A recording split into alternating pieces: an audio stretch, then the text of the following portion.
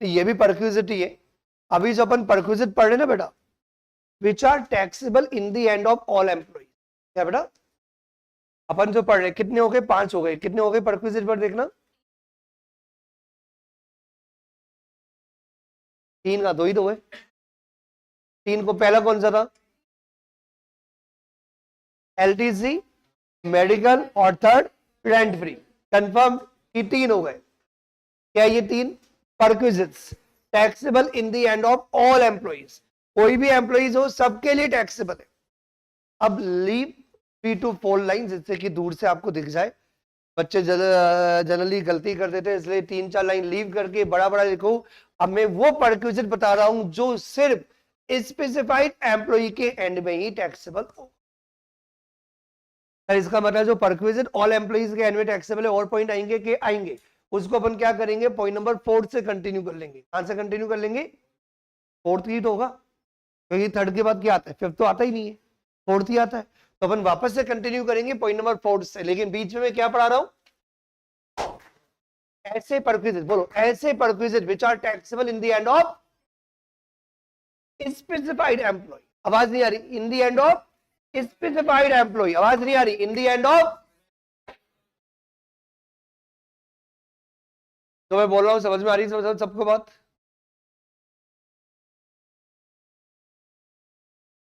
Perquisite taxable in the end of specified employees only.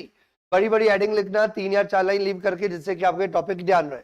और इसमें जो भी परक्विजिट होंगे उनको 1 2 3 नाम मत देना, मैंने 1 2 3 कर रखा है, तुम मत करना, तुम फ्यूचर में कंफ्यूज हो जाओगे। तो नाम देना ABCD, नाम देना, जिससे कि क्या होगा, जब मैं पॉइंट नंबर 4 पढ़ाऊंगा तो तुम कंफ्यूज नहीं होंगे, क्योंकि ये परक्विजिट को अपन ने क्या नाम दे दिया, ABCD कर दिया। लेकिन कौन कौन से परक्विजिट है जो सिर्फ स्पेसिफाइड एम्प्लॉय के लिए टैक्सेबल है, तो इन परक्विजिट को स्टार्ट करने से पहले सबसे पहले डाउट आता है, sir what is the meaning of specified employee, क्योंकि जो मैं परक्विजिट पढ़ाऊंगा वो ओनली स्पेसिफाइड एम्प्लॉइज के लिए ही टैक्सेबल होंगे। सर स्पेसिफाइड एम्प्लॉय किसको बोलते हैं, स्टार्ट कर दूं, रेडी एवरीवन, तेज बोलो, ready everyone.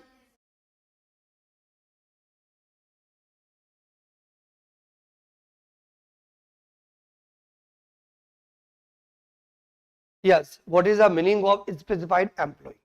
Section 17, subsection 2, clause 3. Section 17, subsection 2, clause 3, that is the specified employee. Specified employee किसको बोलते हैं, यदि कोई भी employee इन तीनों में से किसी भी एक कैटेगरी के अंदर यदि फॉल कर गया तो उसको बोला जाएगा specified employee। यदि कोई भी एम्प्लॉय इन 3 में से यदि किसी भी कैटेगरी के अंदर यदि फॉल करता है, that employee will be treated as specified employee। Section 17, subsection 2, clause 3 of Income Tax Act 1961, an employee shall be treated as a specified employee if he falls under any of the following 3 categories. Point number 1, an employee who is a director in the employer company। मतलब यदि जो employer की company में यदि आप director हो, ऐसे जो एम्प्लॉय है उनको अपन क्या बोलेंगे, स्पेसिफाइड एम्प्लॉय। क्या बोलेंगे, क्योंकि मैं अभी कुछ परक्विजिट बताने वाला हूं, वो ओनली स्पेसिफाइड एम्प्लॉय के एंड में टैक्सेबल होंगे। तो स्पेसिफाइड एम्प्लॉय के अंदर कौन आता है, डायरेक्टर ऑफ दैट कंपनी। पर जिस भी कंपनी के अंदर आप एज ए डायरेक्टर की पोस्ट पे होल्ड कर रखे हो, उस कंपनी के आप क्या माने जाओगे, स्पेसिफाइड एम्प्लॉय माने जाओगे। पहला पॉइंट। सेकेंड पॉइंट, यदि आप डायरेक्टर तो नहीं हो, लेकिन उस कंपनी में, उस एम्प्लॉयर कंपनी में आपका क्या है, सब्सटेंशियल इंटरेस्ट है। क्या बड़े, आवाज नहीं आ रही, या तो आप उस एम्प्लॉयड कंपनी के डायरेक्टर हो, यदि आप डायरेक्टर नहीं हो तो आपका क्या है, सब्सटेंशियल इंटरेस्ट है। कुछ बच्चों के दिमाग में ये आएगा, sir what is the substantial interest. Sir substantial interest का मतलब होता है 20% और मोर इंटरेस्ट। कितना परसेंट, यदि एम्प्लॉयड कंपनी है, यदि एम्प्लॉयड कंपनी है तो इंटरेस्ट का मतलब वोटिंग होगा, और यदि एम्प्लॉयर कंपनी के अलावा कोई और हुआ तो क्या होगा, नहीं। कंपनी के अंदर शेयर्स की बात करते हैं, वोटिंग की बात करते हैं। यदि कंपनी के अलावा कोई और एंटरप्राइजेज हुई तो आप क्या बात कर सकते हो, 20% और more profit and loss sharing ratio. और आपका प्रॉफिट एंड लॉस शेयरिंग जो होता है 24 और मोर परसेंट, मतलब इंटरेस्ट, तो आपका इंटरेस्ट कितना होना चाहिए, 20% और मोर होना चाहिए। तो यहाँ पे इंटरेस्ट का मतलब क्या हुआ, may be PNL sharing ratio या मे बी वोटिंग राइट्स। समझ में आ गई बात? आई रिपीट, कोई भी एम्प्लॉय, स्पेसिफाइड एम्प्लॉय एम्प्लॉयर का कब माना जाएगा, या तो वो एम्प्लॉयर के यहाँ पे डायरेक्टर की पोस्ट होल्ड करता हो, या 20% या 20% से ज्यादा इंटरेस्ट होल्ड करता हो। तो कब माना जाएगा कि एम्प्लॉय का एम्प्लॉयर में 20% इंटरेस्ट है, कितना परसेंट, जब वो उस, कब माना जाएगा कि उसका सब्सटेंशियल इंटरेस्ट है, जब उसका 20% और मोर। तो यहाँ पे सब्सटेंशियल इंटरेस्ट जरूरी है, और सब्सटेंशियल इंटरेस्ट को डिफाइन किया हुआ है 20% और मोर। कितना परसेंट, 20% और more. Now we come to the third point, यदि कोई एम्प्लॉय 1 और 2, मतलब ना तो वो डायरेक्टर में आता है और ना ही वो 20% और more person interest, substantial interest वाली कैटेगरी में आता है, तो थर्ड कैटेगरी थोड़ा और बना दिया, उसको बड़ा वाइड कर दिया आज के जमाने में। क्यों? क्योंकि आज के जमाने के हिसाब से 50,000 की सैलरी बड़ी सैलरी होती है क्या, और 50,000 महीना नहीं। हाँ, an employee not covered by the above whose monetary taxable salary exceed rupees 50,000। तो बहुत सारे एम्प्लॉइज किस में आ जाएंगे आपके, स्पेसिफाइड एम्प्लॉय, मतलब specified employees. I repeat, specified employ के अंदर कौन कौन आएगा, डायरेक्टर, वो एक अलग हो गया। दूसरा सब्सटेंशियल इंटरेस्ट 20% और मोर इंटरेस्ट, या ऐसा एम्प्लॉई जो 1 और 2 में तो नहीं आ रहा, लेकिन जिसका monetary taxable salary is more than rupees 50,000, वो एम्प्लॉय भी क्या माना जाएगा, स्पेसिफाइड एम्प्लॉय माना। ईयरली पूरे साल भर की 50,000। हाँ, कोई डाउट? अब आपको एज ए स्टूडेंट याद करना होगा कि कौन कौन से perquisite which are taxable in the end of specified employees only. The perquisites which are taxable in the end of specified employees only. Point number 1, motor car or other conveyance facility. Point number 2, sweeper, ये detail में सारे पढ़ूंगा, अभी सिर्फ नाम बता रहा हूँ। Point number 1, motor car or other conveyance facility. Point number 2, sweeper, gardener, watchman or personal attendant. Point number 3, gas, electricity or water facility provided by the employer to specified employee. Education facility provided by the employer to education facility पढ़ लिया क्या अपन ने, children education allowance पढ़ा था, allowance पढ़ा था, और facility में मेडिकल फैसिलिटी पढ़ा था। या एजुकेशन फैसिलिटी की बात है बेटा, अलग है। ये जो मैं परक्विजिट यहाँ पे बता रहा हूं, जो नेम मेंशन है, पहली बार बार बार क्लियर कर देता हूं, taxable in the end of employees only. कौन कौन से परक्विजिट, पहला मोटर कार और other conveyance facility. Point number 2, sweeper, gardener, watchman और personal attendant. Third, gas, electricity और water facility. Fourth, education facility. And fifth, transport facility to the employees of transport undertaking. Transport facilities to its employees of the transport undertaking. ये जो perquisite है are taxable in the end of specified. कोई confusion to anyone? समझ में आ गया?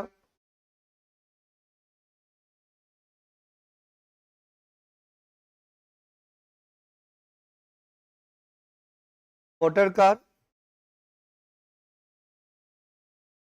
और other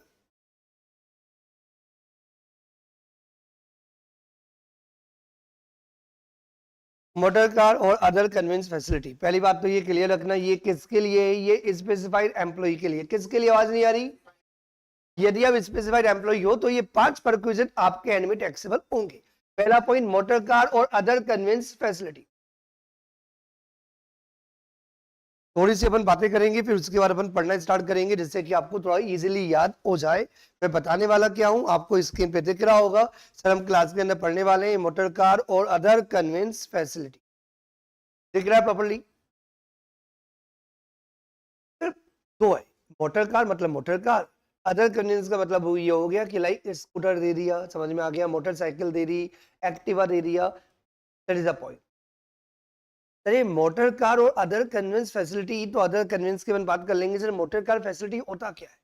sir motor car facility का मतलब ये होता है कि यदि आप किसी कंपनी या कहीं जॉब कर रहे हो तो आपका एम्प्लॉयर एम्प्लॉय को क्या करता है, कार्ड दे देता है। क्या दे देता है? कोई कंफ्यूजन? इधर बहुत सारी बातें होती, आप ये थोड़ा सा इधर उधर चला के देखो दिमाग और नजरे, तो थोड़ा सा आपको समझ में आएगा कि एम्प्लॉयर क्या ऐसा करता है। बहुत बड़ा भी यदि किसी बड़ी कंपनी में या किसी कहीं जगह यदि आप जॉब कर रहे हो, तो यदि आप जॉब करते हो, तो क्या मिलता है? चलिए गवर्नमेंट के अंदर तो मिलता ही है, प्राइवेट के अंदर भी होता है कि आप एजीएम हो, जीएम हो, तो कंपनीज है वो अपने एम्प्लॉय को क्या करती है, मोटर कार फैसिलिटी प्रोवाइड कर सकते। तो मोटर कार फैसिलिटी में वो क्या प्रोवाइड कर सकते हैं, उन्होंने कार्ड दे दी। क्या दे दी? क्या जनरली एम्प्लॉयर जब एम्प्लॉय को कार दे रहा है तो बहुत सारी बातें हो सकती है। ओनली कार दे सकता है, सुनना मेरी बात ध्यान से, ओनली कार दे सकता है कि कार लो, पेट्रोल खुद बढ़ाओ। कार भी लो, जो पेट्रोल का चार्जेस होगा वो भी हम ही पे करेंगे, प्लस ड्राइवर भी दे देंगे। कार चलाने का झंझट ही नहीं, आप तो आराम से काम करते हो। तो ये बहुत लोग क्या होते हैं, प्रिफर करते हैं कि भैया कार चलाते हैं तो बड़ा डिस्टर्बेंस हो जाता है, क्योंकि जो बहुत बिजी पर्सनैलिटी है तो उनका दिमाग चलता रहेगा कहीं नहीं, प्लानिंग करने में, बात करने में फोन पे, और कार के अंदर फोन तो अलाउड ही नहीं है। तो ब्लूटूथ के थ्रू आप कनेक्ट कर लो, कुछ बच्चे बोलने से ऐसा होता है, तो मुझे भी पता है, लेकिन फिर भी लोगों की आदत होती है ना, फोन पे चालन करता है, फिर आप कार चला रहे हो और फोन पे ऐसे बात कर रहे हो, तो अलाउड ही नहीं, एक्सीडेंट हो जाएगा। और यदि आप माइंड से डिस्टर्ब हो तो प्रॉब्लम है, क्योंकि पूरा कॉन्सेंट्रेशन चाहिए। क्या चाहिए? तो यस, एम्प्लॉय को क्या क्या दे सकता है, कार दे सकता है, कार के साथ ड्राइवर दे सकता है, और प्लस रनिंग और मेंटेनेंस एक्सपेंसेस, मतलब जो पेट्रोल है जो आपका, वो रनिंग और मेंटेनेंस के अंदर आ जाता है। मैं क्या कहना चाह रहा हूँ, बात समझ में आ रही है नहीं आ रही? इसमें बहुत सारी बातें, बोलो कोई डाउट? कोई बोला था कुछ? अब इसमें भी बहुत सारी बातें। अब एम्प्लॉयर एम्प्लॉय को ये कार दे रहा है only for official purpose, not for personal, only for office. या ऐसा हो सकता है कि ओनली फॉर पर्सनल पर्पस, क्योंकि ऑफिस की कार तो ऑफिस में वैसे ही पड़ी रहती है, तो एक कार दे दी पर्सनल के लिए भी, ठीक है, कार में घूमो ना। मैंने क्या बोला, जितना आप कंफर्ट दोगे उतना बढ़िया रहता है। तो पहले वाले में अपन ने क्या लिया कि अपन ने से ऑफिस पर्पस के लिए कार प्रोवाइड की थी, दूसरे वाले के अंदर अपन ने मोटर व्हीकल जो प्रोवाइड किया किसके लिए दिया बेटा? ओनली पर्सनल पर्पस के लिए दिया। और प्रैक्टिकली एक और कंसेप्ट होता है जो जनरली कॉमन होता है, ऑफिशियल प्लस पर्सनल, तीन केसेस हो सकता है ऐसा। मींस यदि कोई भी एम्प्लॉयर, बोल, यदि कोई भी एम्प्लॉयर एम्प्लॉय को यदि मोटर व्हीकल यदि प्रोवाइड कर रहा है, मोटर कार यदि प्रोवाइड कर रहा है, किसके लिए? Only for office, number 1, only for personal, number 2, and third partly for office and partly for personal. पहला केस। थोड़ा सा इन्वॉल्वमेंट चाहिए मुझे तुम लोगों का, बहुत डिफिकल्ट है मुझे पता है। हम पढ़ाई करते तो हम कैसे मान ले कि हम जॉब करते हैं, फिर भी यदि किसी के अंदर यदि एज्यूम करने की यदि कैपेबिलिटी है, और यदि आप एजम्पशन ले सकते हो और अपने आप को उस कैरेक्टर में डाल सकते हो, तो कुछ लोगों को आता है कैरेक्टर प्ले करना। तो यदि अभी मानो कि आप जॉब करते हो, राइट, और आपके एम्प्लॉयर ने आपको एक कार्ड दे रखी है, महिंद्रा XUV 700, वाह, या महिंद्रा थार, या फॉर एग्जांपल टाटा, कौन सी, तो भी पसंद आए आपको। मैं क्या कहना चाह रहा हूं, बात समझ में आ रही है नहीं आ रही है? टाटा एरियल, तो भी समझ में आए, ठीक है। इंपॉर्टेंट बात, यदि ये कार आपको प्रोवाइड की गई है ओनली फॉर ऑफिशियल पर्पज, मतलब जो ड्राइवर है वो भी ऑफिस वाला ही है, मतलब ऑफिस पर्पज के लिए आपके साथ रहेगा, कार भी आपको दी है ऑफिस पर्पज के लिए, और जो रनिंग और मेंटेनेंस एक्सपेंसेस है वो भी उतना ही भी किया जाएगा ऑफिस वाला, तो आपको बेनिफिट है क्या कुछ? आप बोलोगे वाह, मजा आ गया, जल्दी बोलो जल्दी बोलो। मेरा पर्सनल बेनिफिट क्या भैया, ऑफिस के काम से जाता हूं वापस आ जाता हूं, मैं, मेरा पर्सनल बेनिफिट क्या है? यदि मैं अपनी गर्लफ्रेंड को भी साथ में ले जाऊं तब तो बात अलग है, अपने बच्चों को भी साथ में ले जाऊं तब बात अलग है भैया। यदि मेरे पर्सनल पर्पस के लिए भी हो तब तो मैं स्टाइल मारूं और फोटो खिंचवाऊं, ये तो सिर्फ ऑफिस पर्पस के लिए है। क्या कहना चाह रहा हूं, बात समझ में आ रही है नहीं आ रही है? यदि पर्सनल पर्पस के लिए भी साथ में किसी मैरिज पार्टी में जाता हूं या कहीं घूमने जाता हूं तो लोग देखते हैं वाह महिंद्रा XUV700, ये तो सिर्फ ऑफिस पर्पस की है, मेरे को क्या पर्सनल बेनिफिट है? ये तो एम्प्लॉय अपना काम करवाता है मेरे से। क्या कह रहा हूं, बात समझ में आ रही है नहीं आ रही?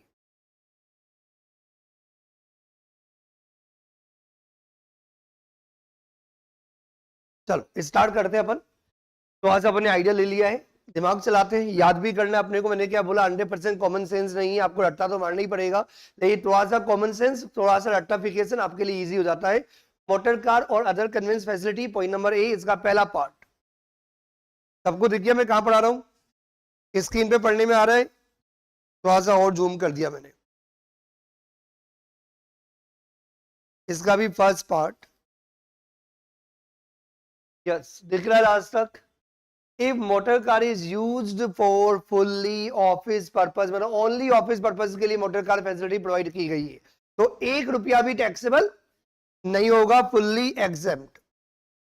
लेकिन एक कंडीशन है भैया, क्या कंडीशन है भैया?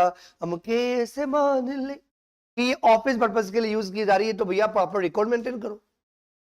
So employer maintain a record of each journey and employer issued a certificate that car is used exclusively for office purpose।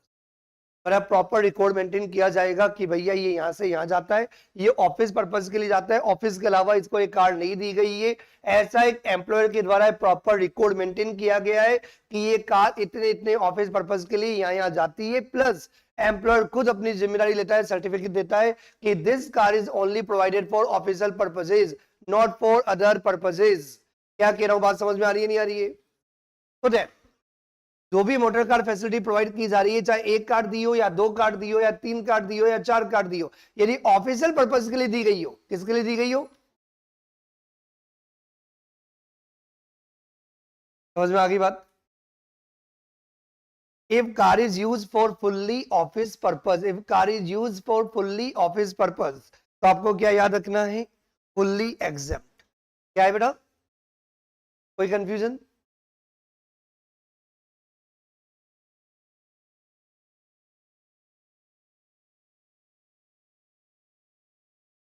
Point number B, if motor car is used for fully personal purpose,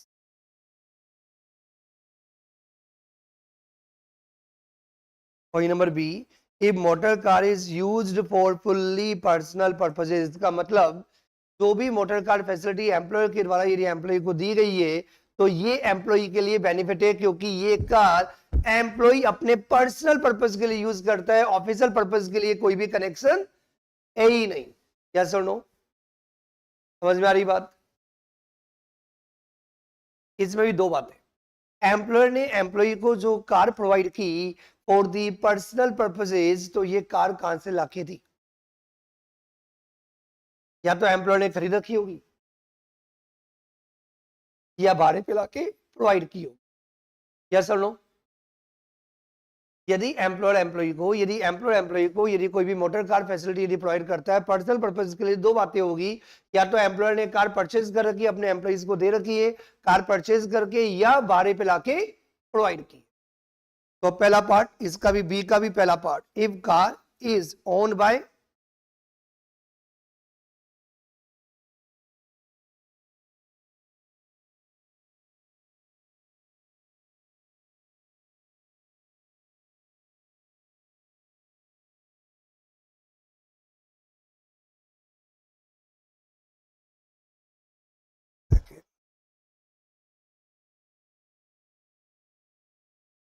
if car is owned by employer, if car is owned by employer, यदि employer की खुद की है तो इस case में आपको कितना ऐड करना पड़ेगा भैया? जब अब तुम लोगों को दिमाग में आ रहा होगा सर ये मोटर कार यदि खुद की है तो क्या बेनिफिट हो गया भैया, मोटर कार उसको भी तो खरीदनी पड़ती ना, तो क्या पूरी की पूरी मोटर कार की कॉस्ट ऐड कर ले? या यूज करने के लिए दिए, बेची थोड़ी है। जैसे फॉर एग्जांपल महिंद्रा एक्सयूवी 700 की यदि आप बात करो तो जीएसटी कम होने से पहले मोटा मोटा 30 लाख की कार है, मोटा मोटा आप बोल सकते हो, तो जो 30 लाख रुपीस का जो अमाउंट है तो पूरा का पूरा आप एम्प्लॉय के लिए थोड़ी ऐड कर दोगे। एम्प्लॉय क्या बोलेगा, तूने मेरे को भेज दी, यूज करने के लिए तो दिया ना भैया, और वो भी तब तक यूज करने के लिए दिए जब तक मैं तेरा एम्प्लॉय हूं। मैं तो ऐसे भी 1 साल बाद तो छोड़ के चले जाऊंगा, हो सकता है 2 साल बाद छोड़ के चले जाए, हो सकता है 3 साल बाद छोड़ के चले जाए, इसलिए तो फैसिलिटी दी जाती है, इसलिए तो एम्प्लॉय को बिगाड़ा जाता है कि उसको जितनी ज्यादा फैसिलिटी दो तो कंफर्ट जोन में आए, वो छोड़ के ना जाए।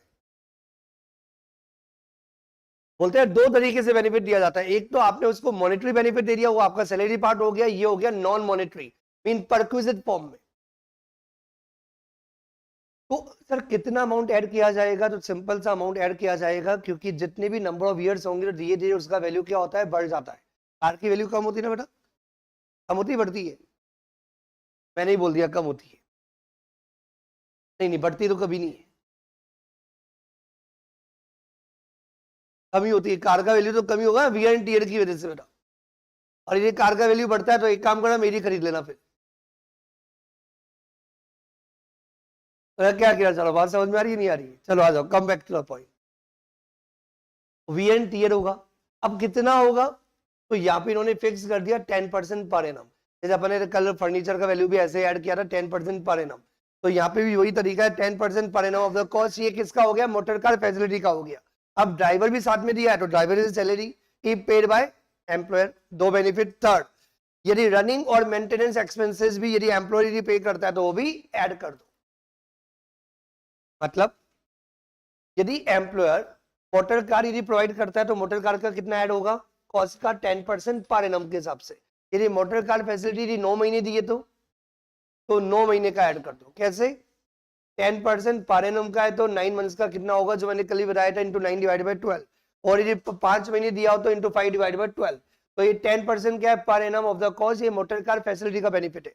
यदि एम्प्लॉयर एम्प्लॉय को मोटर कार के साथ ड्राइवर भी देता है तो ड्राइवर की जितनी भी सैलरी एम्प्लॉयर बियर करता है, एम्प्लॉयर पे करता है, उतना अमाउंट ऐड कर दो। यदि एम्प्लॉयर ड्राइवर भी देता है, मोटर कार भी देता है, और साथ में क्या बोलता है, जितना भी पेट्रोल और रनिंग एक्सपेंसेस है वो भी हम बियर करेंगे, तो जो भी रनिंग और मेंटेनेंस एक्सपेंसेस है ये पेड बाय द एम्प्लॉयर, वो भी आप ऐड कर दो। This is the benefit. ये सैलरी के अंदर क्या करना पड़ेगा, ऐड करना पड़ेगा। ये एग्जेम्प्ट नहीं है, ये ऐड करने के लिए क्या है बेटा, ये टैक्सेबल अमाउंट है। क्या ये बेटा,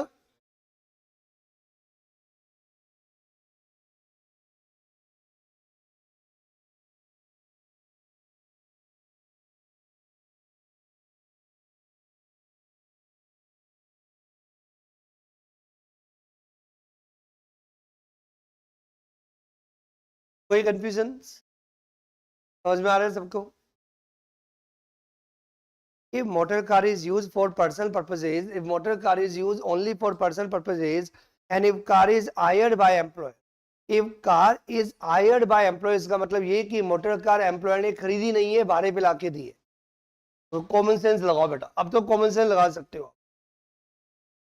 भाड़े का अमाउंट, क्योंकि वो तो ऐसे ही पर एनम ही होता है, तो जो भी भाड़े का अमाउंट मतलब higher charges paid by the employer for taking on rent, मतलब जो भी आपने हायर पे लिया है मोटर व्हीकल को, तो उसका जो भी आपका हायर चार्जेस है वो, यदि ड्राइवर प्रोवाइड किया है तो ड्राइवर की सैलरी भी ऐड कर दो, और साथ में रनिंग और मेंटेनेंस एक्सपेंसेस भी यदि एम्प्लॉयर बॉन्ड करता है, बियर करता है, तो वो भी ऐड कर दो।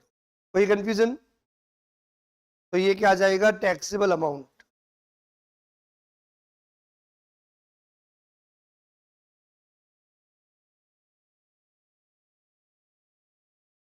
कोई डाउट,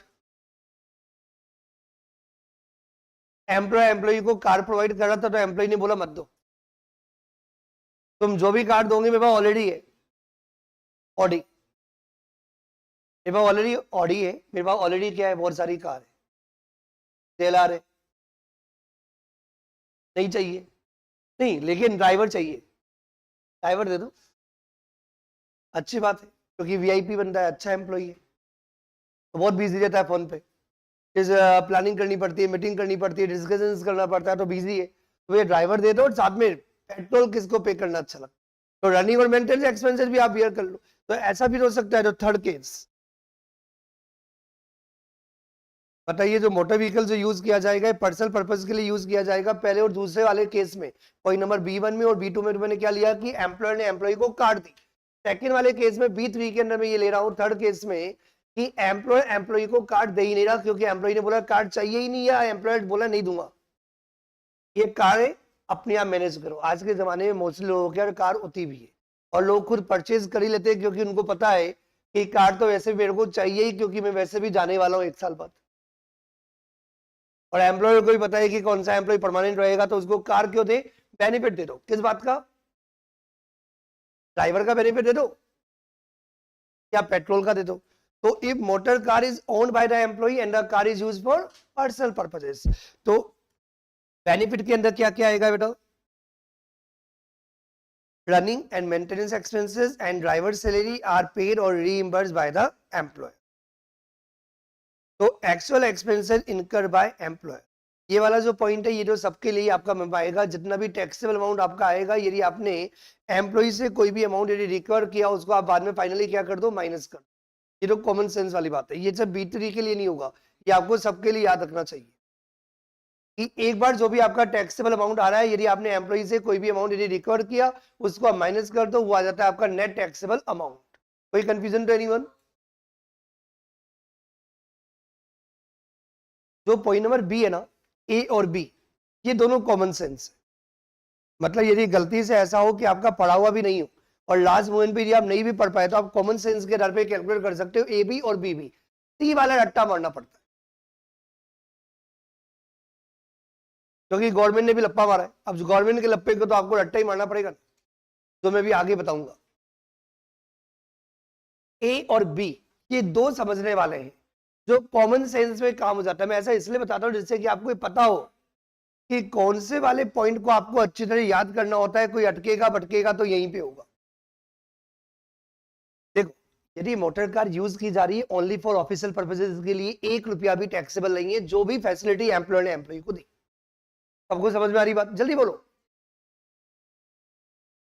यदि मोटर कार यदि ओनली पर्सनल पर्पज के लिए यूज किया जा रहा है, तो ऑब्वियसली जो भी एम्प्लॉयर एम्प्लॉय को फैसिलिटी देगा, चाहे कार के फॉर्म में दे, चाहे ड्राइवर के फॉर्म में दे, चाहे रनिंग और मेंटेनेंस एक्सपेंसेस के फॉर्म में दे, तो वो एम्प्लॉय के लिए बेनिफिट है।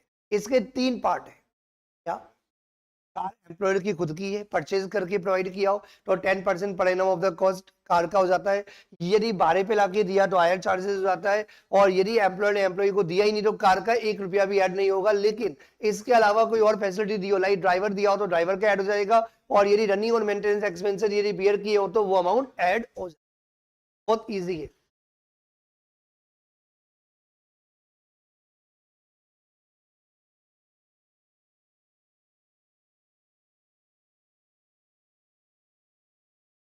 यस, सबको दिख रहा है बेटा? कहां पे हूं मैं? Point number C।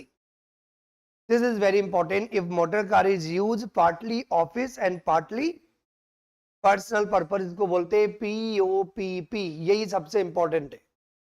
Partly office, partly personal, POPP। क्या बता, आवाज नहीं आ रही? POPP, partly office, partly personal, partly office, partly personal, partly office.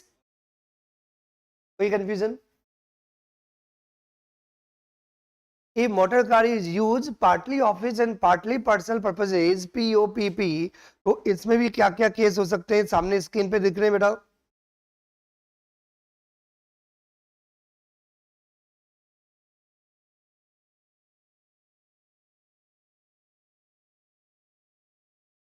दो बातें।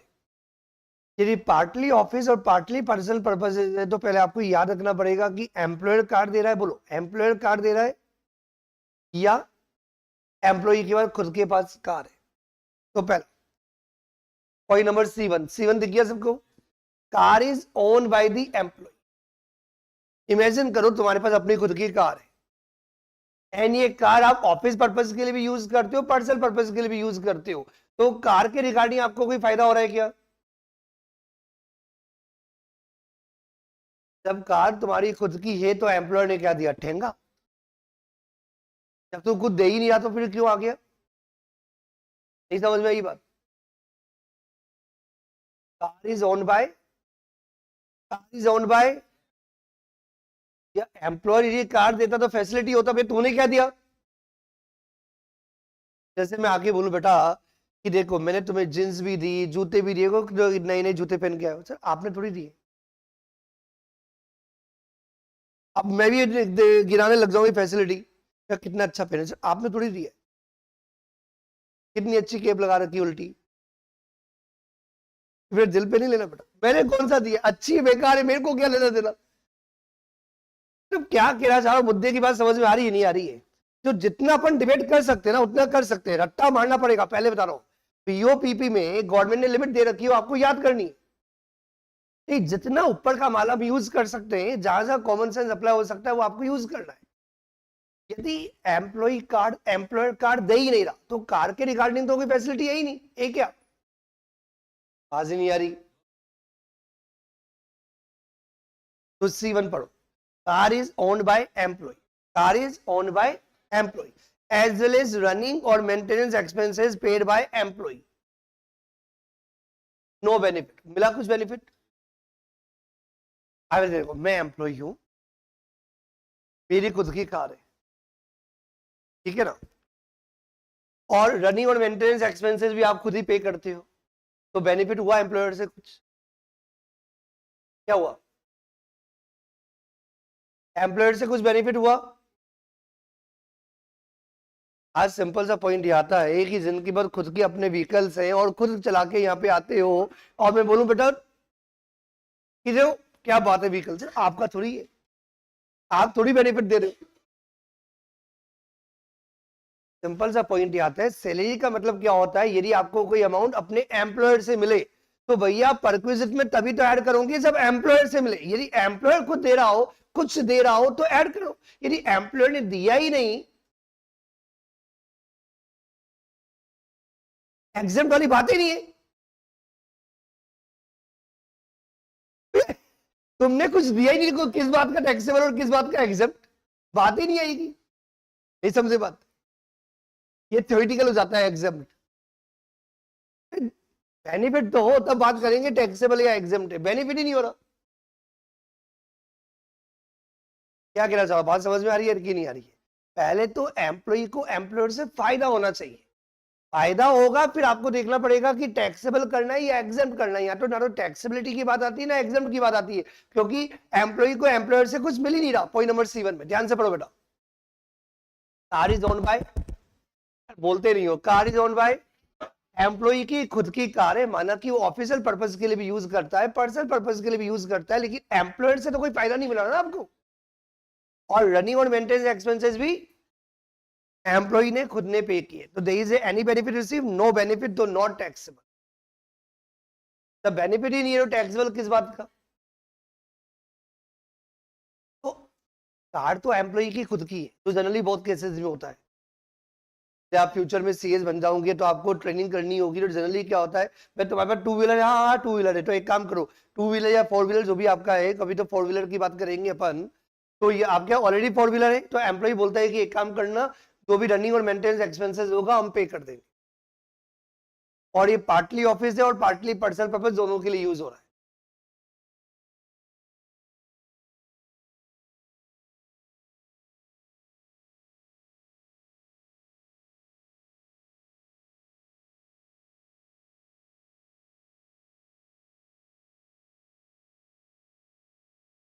Yes, running and maintenance expenses paid by the employer, running and maintenance expenses paid by the employer. मेरी बात का आंसर देना, जितना भी रनिंग और मेंटेनेंस एक्सपेंसेस जो एम्प्लॉयर ने पे किया है, क्या पूरा का पूरा अमाउंट टैक्सेबल हो सकता है या नहीं?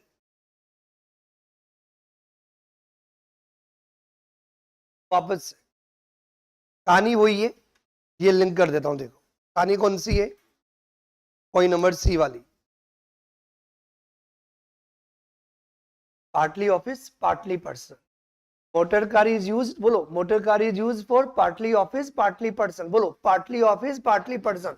एम्प्लॉय की खुद की कार है, तो कार के रिगार्डिंग तो बात ही नहीं करनी है आपको, लेकिन रनिंग और मेंटेनेंस जो पेट्रोल के जो चार्जेस है वो एम्प्लॉयर पे कर देता है। तो उस केस में फॉर एग्जांपल एम्प्लॉयर पेट्रोल पे कर देता है फॉर एग्जांपल 15,000 रुपए का, तो 15,000 रुपए का जो भी पेट्रोल के चार्जेस हुए वो एम्प्लॉयर ने बियर कर लिए। कितने बेटा? तो 15,000 रुपए आपके लिए फायदा हो गया पूरा का पूरा। ये सामने मत देखो एक बार। तो 15,000 पूरा फायदा हुआ कि नहीं हुआ? नहीं हुआ। नहीं, पूरा का पूरा 15,000 का आपका पेट्रोल लगा और 15,000 रुपए एम्प्लॉयर ने रीइंबर्स कर दिए, पे कर दिए। तो क्या 15,000 पूरा फायदा है क्या आपका? क्यों नहीं है? यस, क्योंकि ये मोटर कार सिर्फ पर्सनल पर्पस के लिए यूज नहीं हो रही है भैया, ऑफिस के काम से भी तो घूमती है ना। कभी इधर भेज देते हो, कभी उधर भेज देते हो, कभी उधर भेज देते हो। मैं सिर्फ अपनी गर्लफ्रेंड को थोड़ी लेके जाता हूँ या अपनी वाइफ को थोड़ी लेके जाता हूँ ओनली, ऑफिस के लिए भी तो घूमती है ना। नहीं समझ में आई बात बेटा? मैंने बोला जहां जहां कॉमन सेंस लगवा सकता हूँ वहां पे ट्राई करूंगा, बाकी आपको याद करना पड़ेगा। तो माइंड में ये बात तो हो गई सर, ये बात तो सही है, पूरा अमाउंट टैक्सेबल नहीं होगा, है ना बेटा? पूरा अमाउंट टैक्सेबल क्यों नहीं होगा? क्योंकि car is use for partly office and partly personal, partly office and partly personal. पर कार दोनों पर्पस के लिए यूज की जा रही है। क्या बेटा? कार दोनों पर्पस के लिए यूज की जा रही है, ऑफिस भी और पर्सनल भी। टैक्सेबल तो होगा क्योंकि पार्टली पर्सनल भी तो है ना। कितना? तो गवर्नमेंट ने फॉर्मूला बना रखा है जो आपको याद करना होगा। Running and maintenance expenses paid by employer minus, आपको पता होगा जिनको मोटर कार के जो शौकीन होंगे, चल मोटर कार की इंजन कैपेसिटी होती है, सीसी कैपेसिटी होती है, पता है क्या वाला? 1600 सीसी कैपेसिटी का जो भी मोटर कार है उसके लिए 1800 रुपए पर मंथ आपको माइनस करना पड़ेगा। और यदि आपकी जो मोटर कार जो भी है, यदि उसकी सीसी कैपेसिटी यदि 24 मतलब कितनी है, 1600 सीसी से ज्यादा की है, तो देन 2400 रुपए पर मंथ आपको माइनस करना पड़ेगा। जो भी रिमेनिंग अमाउंट आएगा वो रिमेनिंग अमाउंट क्या हो जाएगा? टैक्सेबल होगा। पूरा अमाउंट टैक्सेबल नहीं होगा। और इसलिए मैंने बोला था कि आपको रट्टा मारना पड़ता है।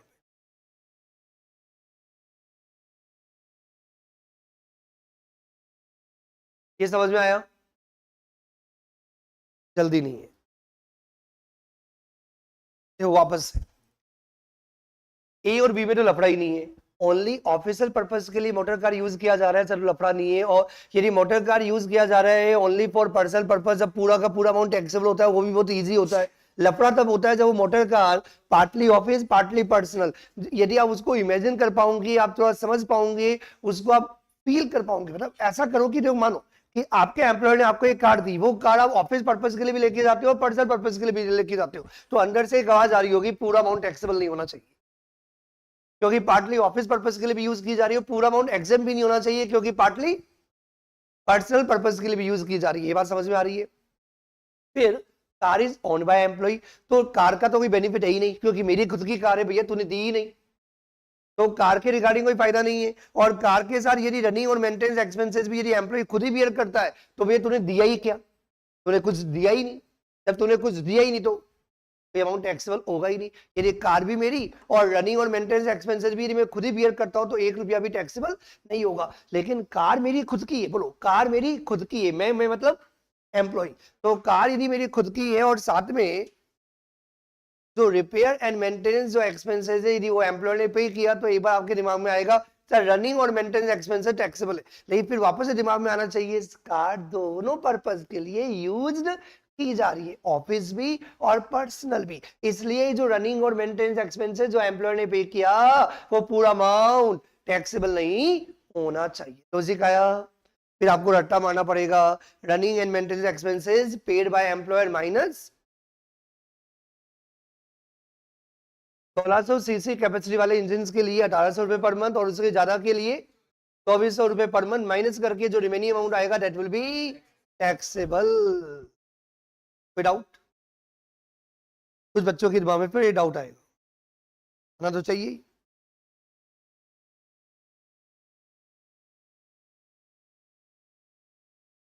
ड्राइवर किसकी बात करेंगे? क्योंकि इसमें क्या बच गया?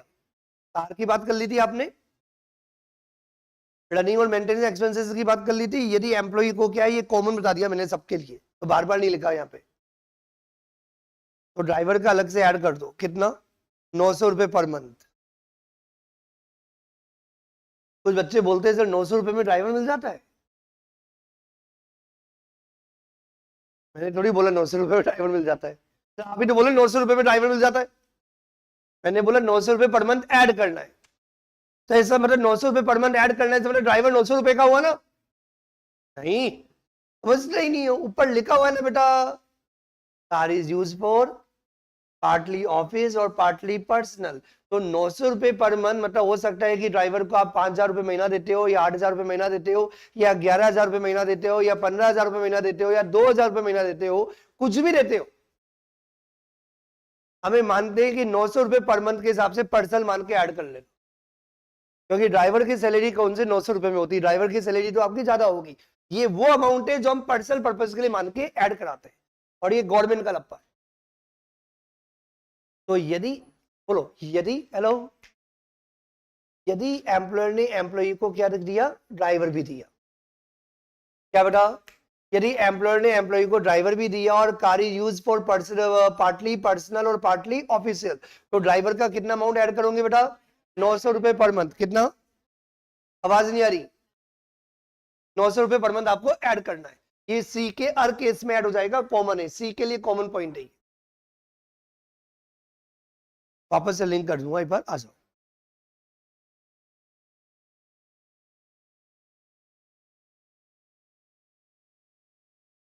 सुनो मेरी बात ध्यान से, हेलो, लास्ट बेंच मिड में बैठा, मेरी बात का आंसर देना। एम्प्लॉयर ने एम्प्लॉय को क्या किया, कार प्रोवाइड की, क्या दी, and car use for personal purposes, और कार के साथ क्या किया, ड्राइवर भी दे दिया। तो कार दिया नहीं दी वो छोड़ो भी, तो यदि कार पर्सनल पर्पस के लिए यूज की जा रही हो, ड्राइवर दिया जा रहा है, तो ड्राइवर का कितना अमाउंट ऐड करेंगे, जल्दी बताओ। यस, कितना अमाउंट ऐड करेंगे, बीच में कोई बोलेगा तो चुप रहना बेटा, तुम कितना अमाउंट ऐड करेंगे ड्राइवर का, 900 रुपीज पर मंथ। जिससे पूछूंगा, साइड वाला प्यारा बच्चा, हाँ तेज बोलना,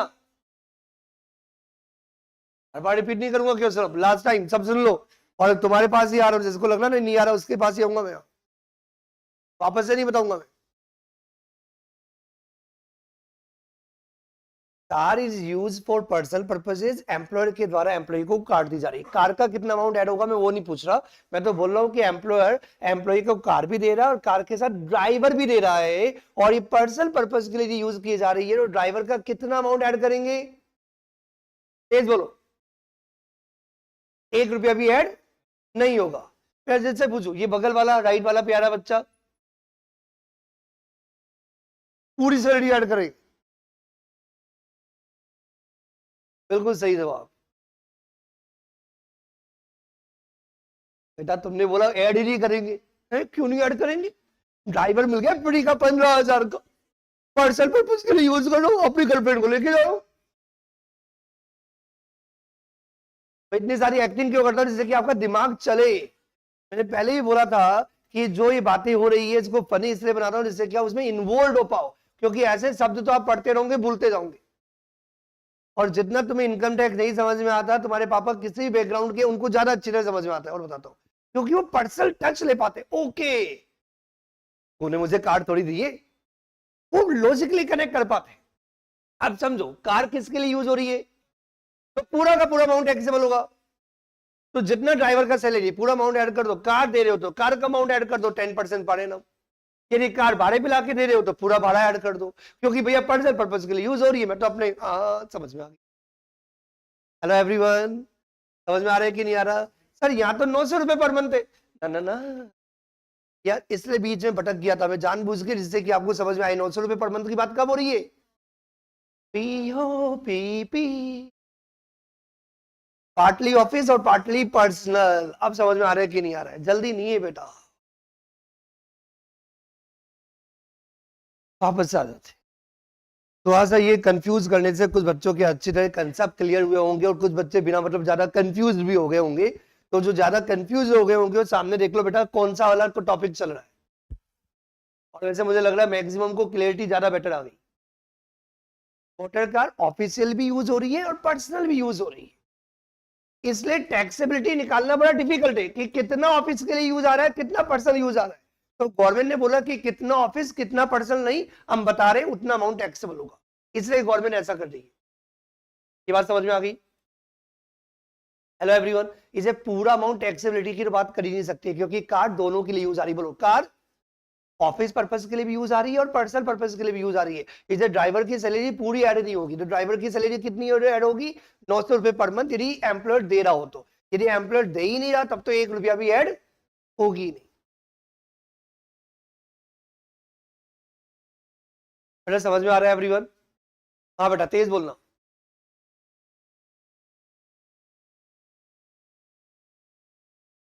प्रैक्टिकली ऐसा होता ही नहीं है, 900 रुपए पर मंथ है, नहीं आता। क्योंकि 900 रुपीज पर मंथ के अंदर कोई लेबर काम ही नहीं करता, क्योंकि उसका लॉजिक है, मनरेगा या जो भी आपकी स्कीम्स होती है उसके अंदर 600 रुपए पर डे के अंदर तो लेबर आता है, अनपढ़ गंवार, मतलब अदरवाइज मत लेना, मतलब नॉर्मल सी बात बता रहा हूँ। तो जो पढ़ा लिखा नहीं हो, जिसको कुछ आता ही नहीं हो, जो सामान उठाएगा, आजकल बेलदारी क्या बोलता है, 500-600 रुपए से कम नहीं मिलता।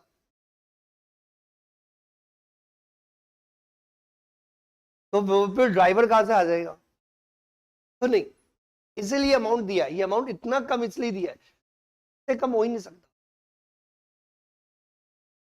फिर भी हो तो ये फिक्स है, ये आपको ऐड करना है। मान लो तुम्हारे मतलब तुमने बोला ना कि सैलरी आपने 500 रुपए की थी, तो ये फिक्स है। ये लो मेकर ने बोल दिया 900 रुपए पर मंथ ऐड करना है। इसके साथ कोई इफ बट नहीं लगाया उन्होंने। ये सैलरी 25,000 रुपए दो तो भी 900 रुपए पर मंथ ऐड होगा, सैलरी 1 लाख रुपए महीना भी दो तो भी 900 रुपए पर मंथ ही ऐड करना है आपको। और सैलरी ना दो तो वो वाला पॉइंट आई नहीं, मतलब यदि एम्प्लॉयर ने प्रोवाइड किया है तो आपको 900 रुपए पर मंथ ऐड करना है। हम सैलरी पे बात ही नहीं कर रहे, लेकिन इतनी कम सैलरी होती नहीं है 900 रुपए पर मंथ। और आप ये बात मानो कि आपके घर पे कोई बंदा 6-7 घंटे 8 घंटे काम कर रहा है, 1000 रुपए में कोई मिलेगा आपको सर्वेंट? तो 1000 रुपए में ही नहीं सर्वेंट मिलेगा तो 900 रुपए में कहां से मिल जाएगा ड्राइवर? ये उस लॉजिक पर बेस्ड है, गवर्नमेंट ने पूरा अपना कर रखा है। यस, लेकिन यस, गवर्नमेंट यहाँ पे सैलरी की बात ही नहीं करती। गवर्नमेंट बोलती है 900 रुपए पर मंथ ऐड करना है, मतलब करना है।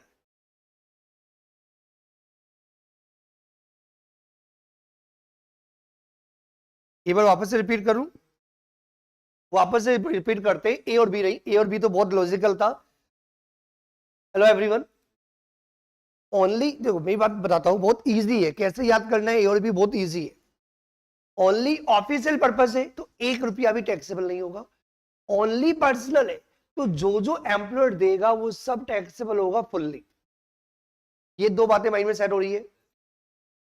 तीसरा, यदि एम्प्लॉय को जो भी देगा वो अपन आगे बात कर लेंगे, लेकिन यदि वो कार यूज की जा रही है पार्टली ऑफिस और पार्टली पर्सनल, तो जितना भी एम्प्लॉय बेनिफिट देगा वो पूरा बेनिफिट भी टैक्सेबल नहीं हो सकता, क्योंकि कार ऑफिशियल पर्पस के लिए भी तो यूज हो रही है ना। ये पॉइंट समझ में आ रहा है कि नहीं आ रहा, जल्दी बताओ। इसको बोलते हैं हम पीओपीपी। क्या बोलते हैं? पार्टली ऑफिस और partly personal. C1, car is owned by employee, no benefit. Repair and maintenance expenses paid by employee, no benefit. If paid by employer तो there is a benefit, लेकिन पूरा बेनिफिट टैक्सेबल नहीं होगा। तो जो भी benefit है उस बेनिफिट में से आपको 1800 रुपए पर मंथ और 2400 रुपए पर मंथ माइनस करके जो अमाउंट आएगा वो अमाउंट आपका टैक्सेबल होगा। और ड्राइवर दिया तो ड्राइवर का 900 रुपए पर मंथ ऐड करना होगा, पूरी ड्राइवर की सैलरी ऐड नहीं होगी।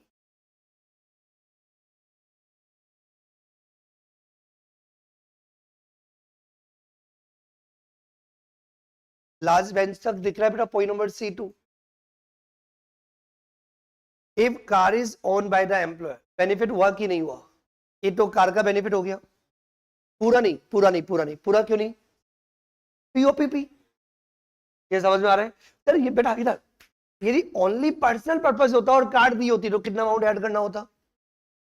यदि एम्प्लॉयर की खुद की होती तो 10% पर एनम ऐड करना होता, यदि 12 पे लाके दी होती तो 12 ऐड करना पड़ता, यदि ओनली पर्सनल होती। लेकिन ये ओनली पर्सनल नहीं है, बार बार रिपीट कर रहा हूं, टाइम ज्यादा इसलिए ले रहा हूं कि आपके अंदर कंफ्यूजन बिल्कुल भी नहीं आए और बिल्कुल अच्छी तरह कंसेप्ट समझ में आ जाए। ये पॉइंट कौन सा है? पार्टली ऑफिस, आवाज नहीं आ रही, पार्टली ऑफिस।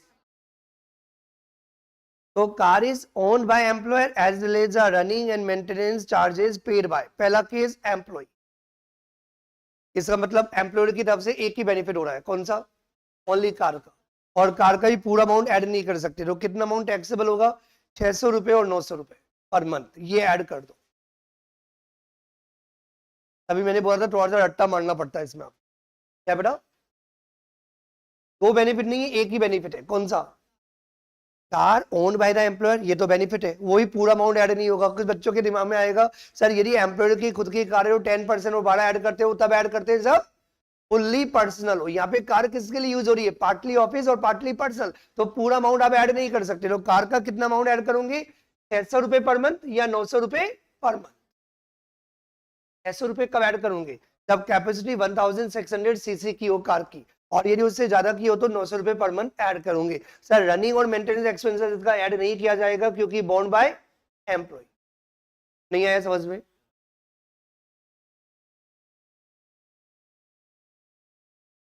और यदि एम्प्लॉयर कार भी दे रहा है, बेटा इधर प्यारी बच्ची, हेलो, यदि एम्प्लॉयर कार भी दे रहा है, क्या दे रहा है, और साथ में रनिंग और मेंटेनेंस चार्जेस भी एम्प्लॉयर के द्वारा यदि पे किए जा रहे हैं, तो एम्प्लॉयर क्या कर रहा है? दो दो बेनिफिट दे रहा है, लेकिन पूरा अमाउंट ऐड नहीं किया जा सकता क्योंकि कार पार्टली ऑफिस और पार्टली पर्सनल दोनों के लिए यूज हो रही है।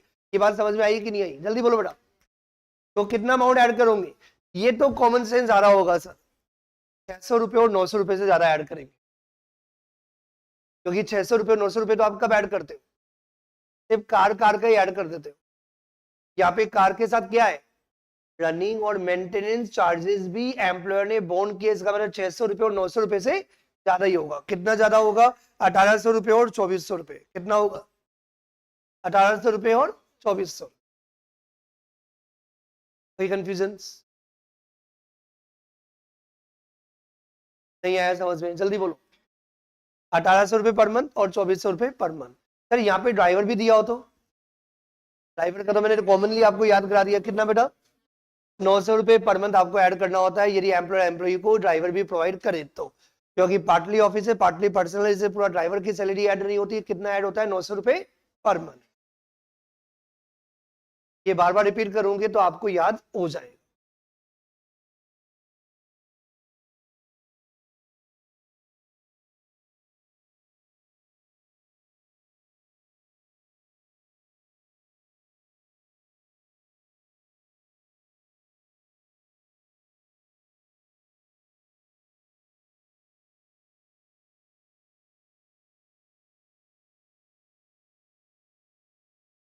Yes, good morning everyone, good morning.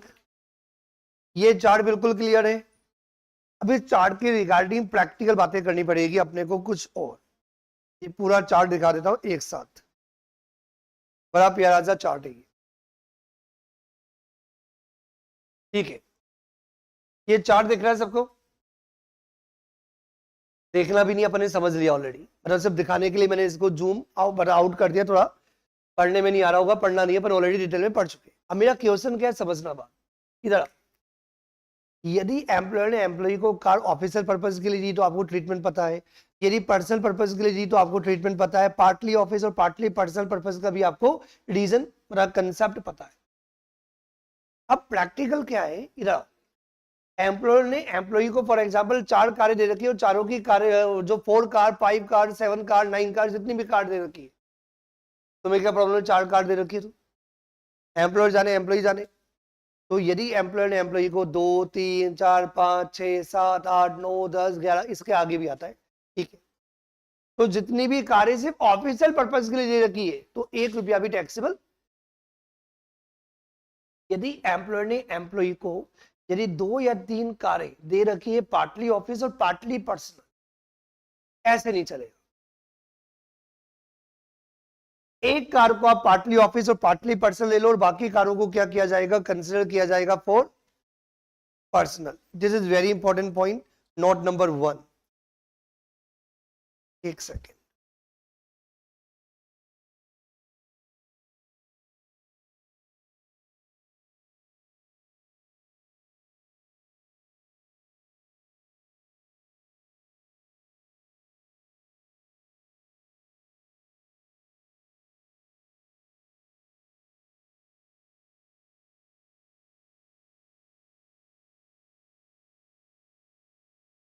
Note number 1 पढ़ने में आ रहा है बेटा? In case more than one motor car is provided by the employer to an employee, not only for official purposes. अब यदि ऑफिशियल पर्पस के लिए हो तो 2 या 3 जितनी भी कारें दी 100% अमाउंट एग्जाम्प्ट है, 1 रुपया भी टैक्सेबल नहीं है। लेकिन यदि एक से ज्यादा कारें यदि आपने दी और आप ये बोलते हो कि उनको मान लो पार्टली ऑफिस और पार्टली पर्सनल, ऐसे नहीं। If more than one motor car, क्या बेटा? If more than one motor car is provided by the employer to an employee, और ये सब ऑफिशियल पर्पस के लिए नहीं है, तो क्या प्रोविजन है? ओनली एक कार को आप मानोगे पीओपीपी और बाकी सारी कारें क्या मानी जाएगी? पर्सनल पर्पस मान के आपको क्या करना होगा? क्वेश्चन सॉल्व करना पड़ेगा। बहुत इंपॉर्टेंट बेटा, ये बात समझ में आ गई? In case more than one motor car is provided by an employer to an employee, not only for official purposes, तो एक कार आप पीओपी कंसिडर कर लो, कोई भी एक कार पीओपीपी कंसिडर कर लो, बाकी जितनी भी आपकी रिमेनिंग कार है that will be consider as only personal use, means 100% amount taxable होगा। I think clear to everyone?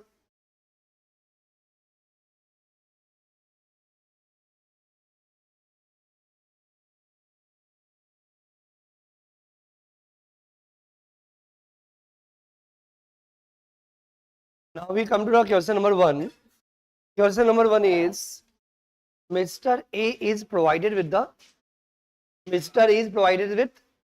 2 cars to be used for official and personal work by his employer ABC Limited. The following information is available from the company records. 2 car है, car 1 और car 2, दोनों car mister A employee को provide की गई है as official and personal purposes. दोनों की cost of car भी दी हुई है, रनिंग और maintenance expenses borne by the company भी दिया हुआ है, सैलरी ऑफ ड्राइवर भी दिया हुआ है। Taxable monetary emoluments of the mister A, क्योंकि अपने को पता है सैलरी कितनी होनी चाहिए? 50,000 से ज्यादा, और यदि सैलरी का अमाउंट यदि 50,000 से ज्यादा हो तो ऐसे एम्प्लॉय को आप क्या बोलते हो? Specified employ. और इस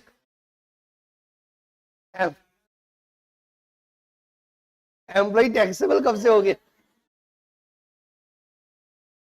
ऐसे लप्पे वाले पास नहीं होते, ये लप्पा गलत है, लॉजिकल लप्पा होना चाहिए। एम्प्लॉय को क्या बोलते? Specified employ. और स्पेसिफाइड एम्प्लॉय के लिए क्या होगा? मोटर कार की फैसिलिटी टैक्सेबल होगी। तो 90,000 का लॉजिक समझ में आ गया होगा। 90,000 दिया गया, 50,000 से ज्यादा है, 50,000 से ज्यादा है मतलब स्पेसिफाइड एम्प्लॉय, और स्पेसिफाइड एम्प्लॉय के लिए क्या होता है? Motor car taxable. Compute the taxable perquisite in respect of car on the assumption, दे रखा है, टेंशन मत लो। On the assumption car 2 is exclusively used by the a for personal purpose. अब बताओ कितना टैक्सेबल परक्विजिट का अमाउंट होगा? मैं तुम लोगों को 4 मिनट्स का टाइम देता हूं, 4 minutes, do it fast everyone.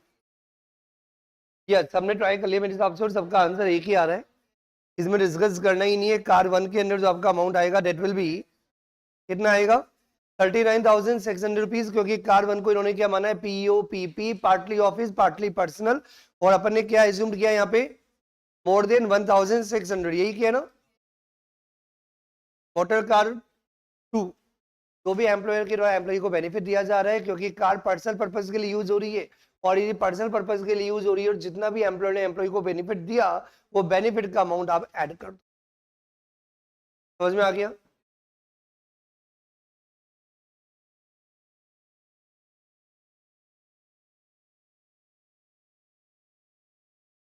एक बार वापस से रिपीट करो कि अपन ने जब पॉइंट ए पढ़ा था तो ए में अपन ने लिखा क्या है? पॉइंट नंबर ए, मोटर कार और अदर कन्वेंस। क्या बोला बेटा? मोटर कार और अदर कन्वेंस। तो कौन सा पार्ट अपना कंप्लीट हो गया? मोटर कार हो गया। तो इसके नीचे आपको एक और चार्ट बनाना है regarding with conveyance other than motor car. तो मोटर कार के अलावा यदि कोई और कन्वेंस फैसिलिटी यदि प्रोवाइड की जाती है, like scooter, motorcycle, cycle, Activa, whatever, एक कुत्ता गाड़ी बैलगाड़ी नहीं करेंगे। तो if any conveyance other than motor car के अलावा यदि कोई भी कन्वेंस लाइक स्कूटर या motorcycle if owned by employee, और जनरली टू व्हीलर में ऐसा ही होता है, टू व्हीलर जनरली यही होता है कि एम्प्लॉय वो एम्प्लॉय को बोल देता है भैया मोटरसाइकिल तो तुम्हारे पास होगी, टू व्हीलर तुम्हारे पास यही ऑलरेडी। तो इफ कन्विंस फैसिलिटी एम्प्लॉय के पास खुद के पास है, एम्प्लॉयर क्या करता है, या तो रनिंग और मेंटेनेंस एक्सपेंसेस बियर करता है। तो क्या क्या होगा, 3 पार्ट में डिवाइड किया जाएगा। सबको दिख रहा है बेटा?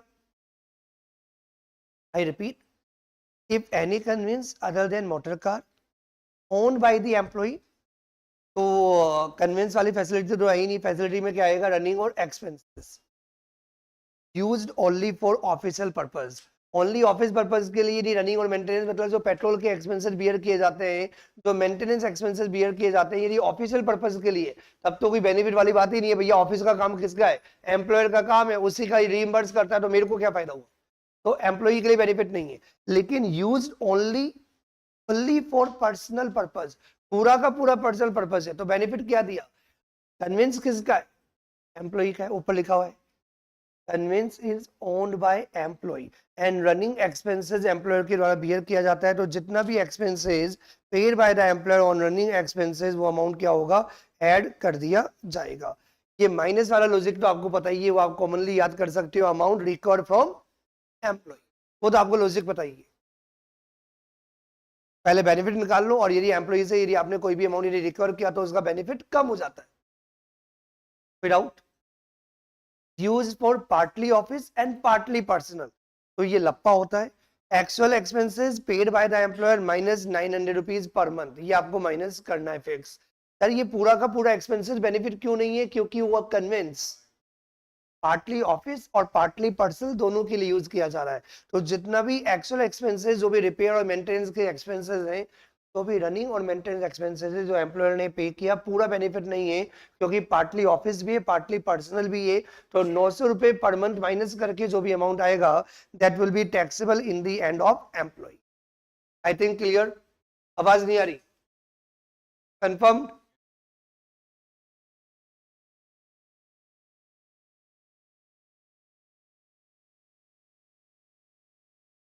आगे कंटिन्यू करूं?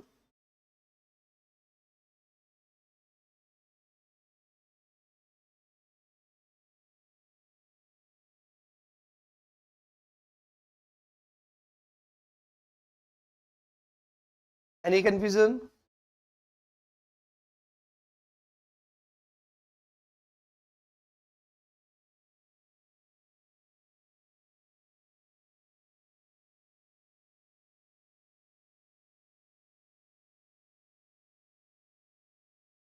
Yes everyone. क्या पढ़ रहे हैं अपन, क्या पढ़ रहे हैं, जल्दी बताओ। ना ना ना ना, वही परक्विजिट पढ़ रहे हैं which are taxable in the end of specified employ. और स्पेसिफाइड एम्प्लॉय में कितने पॉइंट आते हैं, 3 आते हैं, या तो डायरेक्टर हो या सब्सटेंशियल इंटरेस्ट होल्ड करता हो 20% और more, and third more than 50,000 rupees का आपका मॉनेटरी टैक्सेबल अमाउंट हो, ये अपने बात कर रखी है, राइट एवरीवन। और स्पेसिफाइड एम्प्लॉय के लिए पॉइंट ये भी दिया था, यदि आपको याद होगा, transport facility for transport employee. ना ना ना ना, यहाँ पे ट्रांसपोर्ट फैसिलिटी की जो बात आ रही है, वो किसके लिए आ रही है, only for transport employee. Transport employee भी, और वो स्पेसिफाइड एम्प्लॉय तो होना ही चाहिए, और स्पेसिफाइड एम्प्लॉय के साथ क्या होना चाहिए, ट्रांसपोर्ट एम्प्लॉय होना चाहिए। कौन सा? तो transport facilities for transport employee, क्योंकि बाकी के लिए एग्जेम्पशन नहीं होगा। तो transport facility for transport employees for airlines and railway employees, कौन से वाले, एयरलाइंस और रेलवे एम्प्लॉयज को यदि कोई भी ट्रांसपोर्ट फैसिलिटी यदि प्रोवाइड की जा रही है, तो फुल अमाउंट एग्जेम्प्ट। इनके लिए ट्रांसपोर्ट एम्प्लॉयज में भी तो बस वाले भी तो होते हैं, तो बस वालों के लिए बात नहीं की है, किसके लिए बात की है, रेलवेज और एयरलाइंस। रेलवेज और एयरलाइन समझ में आता है। तो यदि आप रेलवे में या या तो रेलवे में या एयरवेज में यदि आप जॉब करते हो, और यदि आपको ट्रांसपोर्ट फैसिलिटी यदि आपका एम्प्लॉय प्रोवाइड करता है, तो जितनी भी ट्रांसपोर्ट फैसिलिटी प्रोवाइड की जा रही है, फुल अमाउंट एग्जेम्प्ट है, 1 रुपया भी टैक्सेबल नहीं है। कोई confusion? But for other transport employees, अब अदर ट्रांसपोर्ट एम्प्लॉयज में कौन कौन आएगा सर, रेलवेज और एयरवेज के अलावा क्या बचा, जो भी आपके पब्लिक रोडवेज जो भी होते हैं ना, जो आपकी बसेस हो गए, ये हो गए, ट्रक हो गए, और other transport employees fully amount taxable, पूरा का पूरा अमाउंट टैक्सेबल होगा। सर कितना amount taxable value will be amount charged from general public for such facility minus amount required from employee. कौन बोला एम्प्लॉयर? एम्प्लॉयर तो एक्सपेंसेस बियर कर रहा है बेटा, तो जितना अमाउंट एम्प्लॉयर एक्सपेंसेस बियर कर रहा है वो तो फैसिलिटी हुई। तो वो जो फैसिलिटी है, फॉर एग्जांपल आज एम्प्लॉयर ने बोला कि जो भी आपका रोडवेज होता है, जो भी आपका बसेस होता है, जो भी आपका ये एक्सपेंसेस होता है हम पे कर देंगे। तो एम्प्लॉयर ने फॉर एग्जांपल 10,000 रुपए महीने का खर्चा बियर कर लिया। कितना? 10,000। अभी जो 10,000 रुपीज का जो एक्सपेंसेस बियर किया, ये 10,000 रुपीज एम्प्लॉय के लिए फायदा है, लेकिन एम्प्लॉयर बोलता है कि भैया जो 10,000 रुपीज है इसमें से 2,000 रुपए मैं तुमसे सैलरी में से काटूंगा। एम्प्लॉय क्या बोलेगा जल्दी बताओ? ये तुमने मुझे 10,000 का फायदा दिया ट्रांसपोर्ट फैसिलिटी का, 2,000 मेरी सैलरी काट ली, तो मेरा फायदा कितना हुआ? नेट 8,000। तो ये तो आपको पता ही है कि यदि एम्प्लॉय से कोई भी अमाउंट यदि रिकवर किया जाता है तो एम्प्लॉय का बेनिफिट कम हो जाता है। तो जितना अमाउंट रिकवर किया वो माइनस कर दो सर, लेकिन बेनिफिट निकालूंगे कैसे? Amount charge from the general public for such facility, क्योंकि एम्प्लॉयर को अपनी जेब से कुछ देना ही नहीं पड़ता, क्योंकि एम्प्लॉयर की खुद की बस है। क्या है? अब एम्प्लॉयर जो है वो बस चलाता है, अब जब उसकी खुद की बस है तो ड्राइवर बोलता है भैया वो आपकी बस से जा ही रही है, कहाँ जा रही है? लखनऊ। मैं भी बैठ जाता हूँ, कहीं भी बैठ जाऊंगा, अब उससे थोड़ी चार्जेस लिए जाएंगे। तुम ही तो मेरी मतलब ड्राइवर, एक बस को तुम भी ड्राइव करते हो, लेकिन अभी यार तुम छुट्टी पे हो तो ठीक है चले जाओ, कैफे पड़ता, तुमसे नहीं लेंगे पैसा। तो तुमसे नहीं लेंगे तो ड्राइवर को तो फायदा हुआ ना, फायदा हुआ कि नहीं हुआ? ड्राइवर यदि इस बस में नहीं बैठता, यदि किसी और बस में बैठता तो क्या होता? उसको 250 रुपया 300 रुपए देने पड़ते, क्योंकि जो नॉर्मली जनरल पब्लिक से आप चार्ज करते हो। लेकिन आप तो इसी बस के ड्राइवर हो, तो हमने आपको क्या रखा है? ट्रांसपोर्ट फैसिलिटी रखी कि हमारी बस में जब भी बैठोगे तो तुमसे 1 रुपया भी चार्ज नहीं लिया जाएगा, या लिया जाएगा तो ओनली 10% ही लिया जाएगा।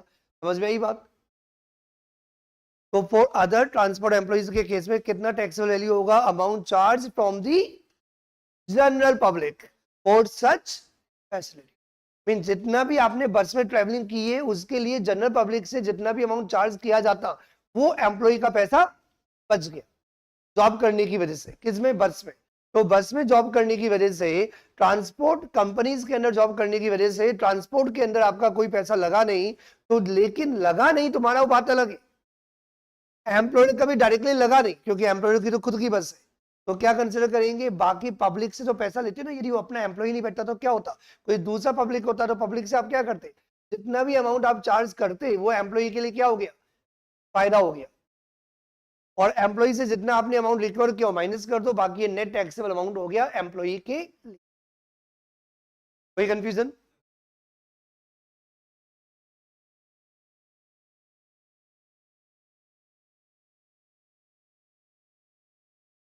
समझ में आ रहा है? पढ़ क्या रहे बेटा अपन? Perquisite which are tax in the end of specified employ. आज सुबह उल्टा पुल्टा पी लिया था क्या कुछ? पानी की जगह हाथ में कुछ और आ गया आज। अरे क्या बोले जा रहे इसको ही नहीं पता। गलत बोतल हाथ में आ गया आज, है ना?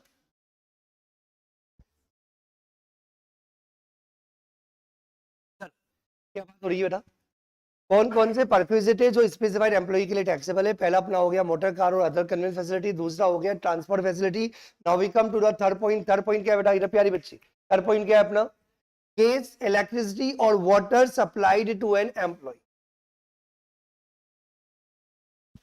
नॉर्मली जरूरी नहीं, मैं बार बार रिपीट करता हूं, ऐसा नहीं है कि एम्प्लॉयर को प्रोवाइड करना ही पड़ेगा, लेकिन यदि कोई एम्प्लॉयर यदि एम्प्लॉय को यदि क्या दे?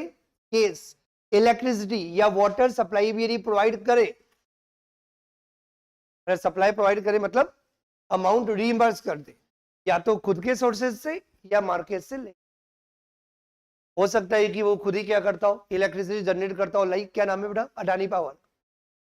आप फॉर एग्जांपल अडानी पावर में जॉब करते हो, तो अडानी पावर ने अपने एम्प्लॉइज को दे रखा है तुमसे इलेक्ट्रिसिटी चार्जेस नहीं लिया जाएगा क्योंकि अपनी तो खुद की है। एज ए टाटा पावर भी कर सकता है, नाम सुना होगा आपने Tata power, Adani power.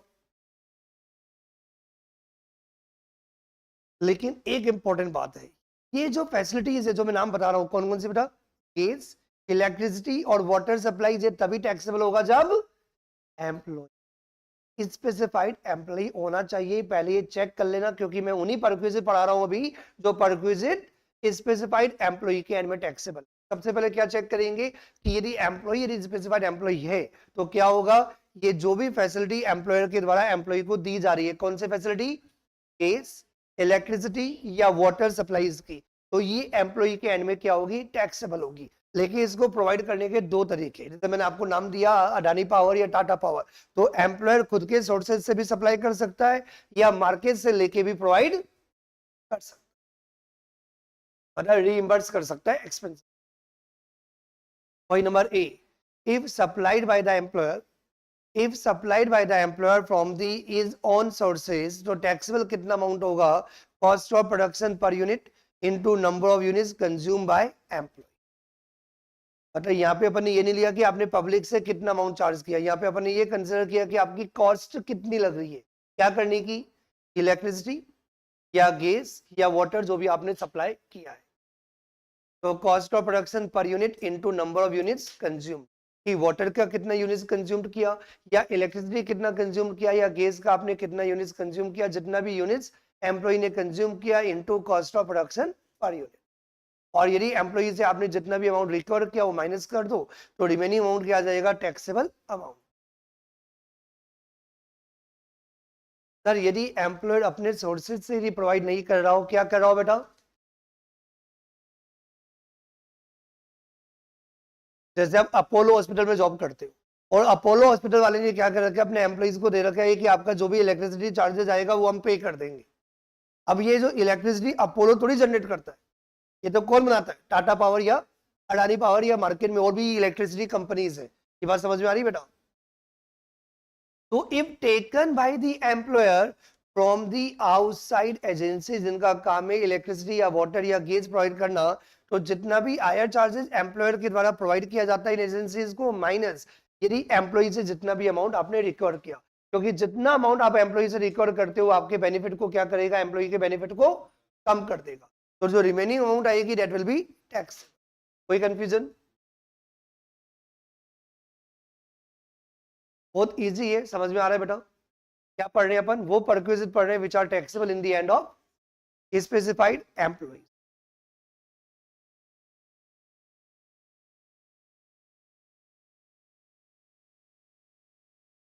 Now we come to the point number 4.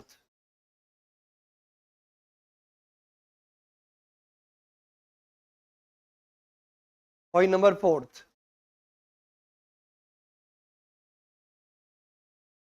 पढ़ने में आ रहा है लास्ट तक, स्वीपर, गार्डनर, वॉचमैन और personal attendant is provided to an employ और any office household member. Sometime employ ये भी प्रोवाइड कर दे, क्योंकि हो सकता है फीमेल एम्प्लॉय हो, घर के काम की वजह से ऑफिस में लेट आती हो, और वो एम्प्लॉय एम्प्लॉयर के लिए बहुत इंपॉर्टेंट हो, क्योंकि due to the reason of quality of work, knowledge, skills. ऐसा भी नहीं है कि अपन किसी से रिप्लेस कर दे, तो ये एम्प्लॉयर को लगता है ठीक है कोई प्रॉब्लम नहीं है, तुम्हारे घर के काम के लिए किसी को सर्वेंट रख लो, बोलता है नहीं रख लो, हम रिइंबर्स कर देंगे उसका जो भी आएगा, 2000, 3000, 4000, 5000, 6000। समझ में आई बात। लेकिन ये टैक्सेबल तभी होगा जब एम्प्लॉय क्या होना चाहिए, स्पेसिफाइड एम्प्लॉय होना चाहिए। क्या बेटा, यदि एम्प्लॉय यदि स्पेसिफाइड एम्प्लॉय है तो कितना अमाउंट टैक्सेबल होगा वो बता रहा हूँ। कौन कौन सी फैसिलिटी दे दी, लाइक स्वीपर दे दिया, गार्डनर दे दिया, वॉचमैन दे दिया, या personal attendant is provided to an employee, या तो एम्प्लॉय को डायरेक्टली या any of his household member, क्योंकि हो सकता है कि घर में कोई बुजुर्ग हो, उनको आप अकेले नहीं छोड़ सकते, इसलिए एम्प्लॉय या एम्प्लॉय ऑफिस नहीं आ पाता या आ पाती, तो अपन ने क्या बोला कि आप तो एक पर्सनल अटेंडेंट रख लो, 5-6 हजार में बंदा आ जाएगा, 8 हजार में कोई बंदा आ जाएगा, हम पे कर देंगे। क्या कहना चाह रहा, बात समझ में आ रही बेटा। टैक्सेबल अमाउंट क्या होगा, बहुत ईजी है, जो भी सैलरी पे की जा रही है। एम्प्लॉय के लिए बेनिफिट क्या होगा, फॉर एग्जाम्पल एम्प्लॉयर ने क्या बोला कि एक पर्सनल अटेंडेंट रख लो, पर्सनल अटेंडेंट की सैलरी कितनी है, 6000, और 6000 किसने बियर कर ली, एम्प्लॉयर ने, तो एम्प्लॉय को फायदा हो गया, 6000 की सैलरी नहीं देनी पड़ी। Minus amount required from the employee if वो आपको माइनस करना है। ये पॉइंट तो कॉमन है, अब तक तो सब बच्चों को समझ में आ ही गया होगा, सही तो पढ़ने की जरूरत ही नहीं, हमें समझ में आ रहा है। पॉइंट नंबर 4 वापस से रिपीट करूं बेटा, क्या क्या फैसिलिटी दी जा रही है? स्वीपर, गार्डनर या वॉचमैन या पर्सनल अटेंडेंट, या तो एम्प्लॉय के लिए या उसके किसी भी हाउसहोल्ड मेंबर के लिए यदि फैसिलिटी यदि प्रोवाइड की जा रही है, तो जितना सैलरी पेड और पेएबल टू सच पर्सन, इस पर्सन को जो भी आपने सैलरी दिया वो क्या हो गया, वो एम्प्लॉय का बच गया, तो वो क्या हो जाएगा, टैक्सेबल अमाउंट। और यदि एम्प्लॉय से कोई अमाउंट रिकवर किया हो तो माइनस करके अमाउंट क्या हो जाएगा, टैक्सेबल। कितने पॉइंट कवर्ड हो गए? 4 पॉइंट। एक पॉइंट बच गया, वो अपन कल पढ़ेंगे, that is the education facility, क्योंकि थोड़ा सा बड़ा कंसेप्ट है, पूरा कंप्लीट अभी नहीं हो पाएगा। तो जितना मैंने पढ़ाया है ईमानदारी से पूरा पढ़ के आना। By two all of you, have a good day. Hello everyone, आज अपना लास्ट पॉइंट बचा है, perquisite which are taxable in the end of specified employee। 4 point अपने ऑलरेडी कवर्ड हो गए। आज हम बात करेंगे point number 5, that is the education facility. किसकी बात कर रहे हैं आज अपन? यस, वेरी गुड, हम बात कर रहे हैं एजुकेशन फैसिलिटी। मैंने रोज बात बोला है कि जितनी ज्यादा बातें करोगे ना उतना बेटर है। इनकम टैक्स में गलती से भी सिर्फ प्रोविजन मत पढ़ना, अदरवाइज क्या होगा, नंबर कभी नहीं आएंगे, क्योंकि आपके गलती होने के चांसेस बहुत ज्यादा है और वो धीरे धीरे आप लोगों को समझ में आने लग गया होगा। बहुत सारे बच्चे क्या करते हैं, नॉर्मली प्रोविजन पढ़ते हैं फिर भूल जाते हैं, फिर प्रोविजन पढ़ते हैं भूल जाते हैं। जितना ज्यादा बातें करोगे उतना फायदा है, क्योंकि उसके बिना आप कनेक्टिविटी लॉजिक नहीं लगा पाओगे। चलो पुरानी बातें नहीं करेंगे, आज हम बात करने वाले हैं एजुकेशन के बारे में। किसके बारे में? एजुकेशन के बारे में। आप एज्यूम कर लो कि आप एम्प्लॉय हो और एम्प्लॉय, ठीक है। तो एक पर्सन एम्प्लॉयर हुआ, ए पर्सन क्या हो गया, एम्प्लॉय हो गया। एम्प्लॉयर को नाम दे दो ए और एम्प्लॉय को नाम ले लो बी। अब एम्प्लॉयर एम्प्लॉय को यदि एजुकेशन फैसिलिटी प्रोवाइड करता है, तो पहले तो आपको यह समझना पड़ेगा कि यदि एम्प्लॉयर एम्प्लॉय को कोई एजुकेशन फैसिलिटी दे रहा है तो किस पर्पज के लिए दे रहा होगा। मैंने बोला तुम सब एम्प्लॉय हो, क्या बेटा? आप किसी कंपनी में जॉब कर रहे हो, कौन हो बेटा तुम? Employee. As a company secretary मान लो, पता है मुझे एग्जीक्यूटिव में हो, फाइनल क्लियर होगा, सीएस बन जाओगे, राइट है बेटा? अब आप कंपनी सेक्रेटरी के रूप में कहीं जॉब कर रहे हो, कंपनी वाला आपको ऑफर देता है कि बेटा आप एग्जीक्यूटिव एमबीए कर लो। ये नाम सुना है? एग्जीक्यूटिव एमबीए मतलब जॉब करते करते साथ में एमबीए भी कर लो, मतलब आपको जाना नहीं पड़ेगा। जैसे होता है नॉर्मल एमबीए, नॉर्मल एमबीए में क्या होता है, कॉलेज जाना पड़ता है, तो कॉलेज जाने की जरूरत नहीं है। मतलब ये कि आपका एमबीए की पढ़ाई भी चलती रहेगी और आपकी जॉब भी चलती रहेगी, तो कुछ मैनेज हो जाता है। ऐसे बहुत सारे एमबीए कोर्सेज होते हैं और भी बहुत सारे कोर्सेज होते हैं। तो यस, जैसे for example a person BCA तो उसे जॉब लग गई कहाँ पे, टीसीएस में। फिर कंपनी वाले ऑफर करते हैं कि बेटा एक काम करो, आप बीसीए तो हुई, हम आपका पूरा एमसीए की पढ़ाई हम आपको रीइंबर्स कर देंगे, मतलब एमसीए भी पढ़ाई कर लो और जितना भी एक्सपेंसेस होंगे हम रीइंबर्स कर देंगे। ऐसा होता है, बिल्कुल होता है। आप फॉर एग्जांपल बीटेक हो और बीटेक के फॉर्म में आपने जॉब ज्वाइन कर ली और भी कंपनी वाले बोलते हैं कि आप एमटेक कर लो, एमबीए कर लो, we will pay. Sir company पागल है जो पे कर रही है? कंपनी पागल नहीं है, कंपनी समझदार है। क्यों? यदि एम्प्लॉय यदि पढ़ता रहेगा तो उसकी नॉलेज होगी, क्योंकि एम्प्लॉय आपके लिए बहुत बड़ी लाइबिलिटी और आपके लिए बहुत बड़ी एसेट है। यदि सही तरीके से काम करेगा तो आपके लिए एसेट है, और यदि बेकार तरीके से काम करेगा, अपडेटेड नहीं होगा, अपग्रेडेड नहीं होगा, आज के जमाने के हिसाब से नहीं होगा, तो ऑब्वियसली लाइबिलिटी है, परफॉर्म नहीं कर पाएगा, बेटर गलतियां करेगा बहुत सारी। तो ये बहुत जरूरी है कि एम्प्लॉय बहुत एफिशिएंट होना चाहिए, प्रोडक्टिव होना चाहिए, उसकी नॉलेज उसकी स्किल बेटर होनी चाहिए। तो कंपनी वाले और एम्प्लॉय जनरली प्रीफर करता है कि वो एजुकेटेड भी रहे। फायदा किसका है, एम्प्लॉय का या एम्प्लॉयर का? एम्प्लॉय का भी लॉन्ग टर्म बेनिफिट है, लेकिन एम्प्लॉयर का भी फिलहाल बेनिफिट है कि यदि पढ़ेगा, नॉलेज होगी, तो क्या होगा कि काम सही करेगा, बढ़िया करेगा, ज्यादा कर पाएगा। क्योंकि जितने ज्यादा बेटर एजुकेटेड होंगे तो आपकी knowledge and skills will improve. Yes और नो? तो जनरली एजुकेशन फैसिलिटी किन किन के लिए दी जाती है? एम्प्लॉयर एम्प्लॉय के लिए भी एजुकेशन दे सकता है, मतलब एम्प्लॉय फर्दर एजुकेशन ले, वो वाली एजुकेशन भी होती है। और बच्चों के लिए, इसके लिए कि एम्प्लॉय ऐसा भी कर सकता है कि एम्प्लॉय पढ़े या बच्चे पढ़े या फॉर एग्जांपल कोई थर्ड पर्सन पढ़े। ये आपके दिमाग में आ रहा होगा, यदि एम्प्लॉयर एम्प्लॉय की खुद की एजुकेशन के लिए जितने भी एक्सपेंसेस प्रोवाइड करता है, मतलब जितने भी एक्सपेंसेस इनकर करता है, जो भी एजुकेशन फैसिलिटी प्रोवाइड करता है, क्या वो टैक्सेबल होनी चाहिए एम्प्लॉय के एंड में? यदि एम्प्लॉयर ने एम्प्लॉय की एजुकेशन पे जितना भी खर्चा किया, क्या वो टैक्सेबल होना चाहिए एम्प्लॉय के लिए? सर वो टैक्सेबल नहीं है, वो एग्जेम्प्ट है, क्योंकि उसमें एम्प्लॉयर का भी फायदा है, क्योंकि उनको पता है एमसीए को लेंगे तो कितने में मिलेगा एमसीए? 5 लाख में। उन्होंने क्या किया, उन्होंने बीसीए हायर कर लिया। किसको हायर कर लिया? 18,000 रुपए में। अब 18,000 का फ्यूचर में इंक्रीमेंट भी करोगे तो कितना इंक्रीमेंट होगा? 18, 21, 22, 25, 26, 27, 30, 33, मतलब फिर भी वो 5 लाख तक इजिली नहीं पहुंचेगा ना। तो कंपनी वाले क्या बोलते हैं, एक काम करते हैं बीसी या बीटेक को हायर कर लेते हैं, और बाद में क्या होगा, कॉलेज की पढ़ाई में कितना खर्च होगा, 1 लाख रुपए या 1.5 लाख रुपए होगा, ऊपर से क्या करेंगे, यदि पढ़ाई का खर्चा करेंगे तो बॉन्ड बनवाना भी इजीली होगा। एक नाम सुना होगा आपने, बॉन्ड, नाम सुना है बॉन्ड? बॉन्ड का मतलब ये हुआ कि आप छोड़ के नहीं जा सकते। एम्प्लॉय बोलता है ठीक है बॉन्ड भर देता हूं, अच्छी बात है, मेरा पढ़ाई का खर्चा निकल गया। एम्प्लॉयर का भी फायदा है कि भैया वो बंदा छोड़ के नहीं जाएगा जितने पीरियड के लिए बॉन्ड एप्लीकेबल है, और ऊपर से उसकी पढ़ाई भी हो रही है, तो क्या हो रहा है, नॉलेज भी, स्किल भी बढ़ रही है, और ऊपर से सस्ते में एम्प्लॉय आ गया बीसीए वाला ही, ऊपर से पढ़ाई कर रहा है तो थोड़ा अपनी नॉलेज और स्किल इंप्रूव भी करता रहेगा। क्या कहना चाह रहा हूँ, इसका मतलब ये हुआ कि एम्प्लॉयर को फायदा ये है कि उसकी नॉलेज और स्किल इंप्रूव होगी, तो ऑब्वियसली वो काम में भी तो दिखेगी ना। क्या कहना चाह रहा हूँ, बात समझ में आ रही है नहीं आ रही?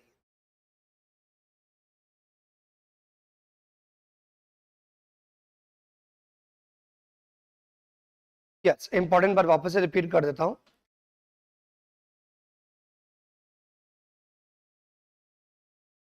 तो एम्प्लॉयर ने एम्प्लॉय की एजुकेशन के लिए जो भी एक्सपेंसेस इनकर करता है, जो भी एजुकेशन फैसिलिटी प्रोवाइड करता है, वो फुल अमाउंट एग्जेम्प्ट है, 1 रुपया भी टैक्सेबल नहीं होगा।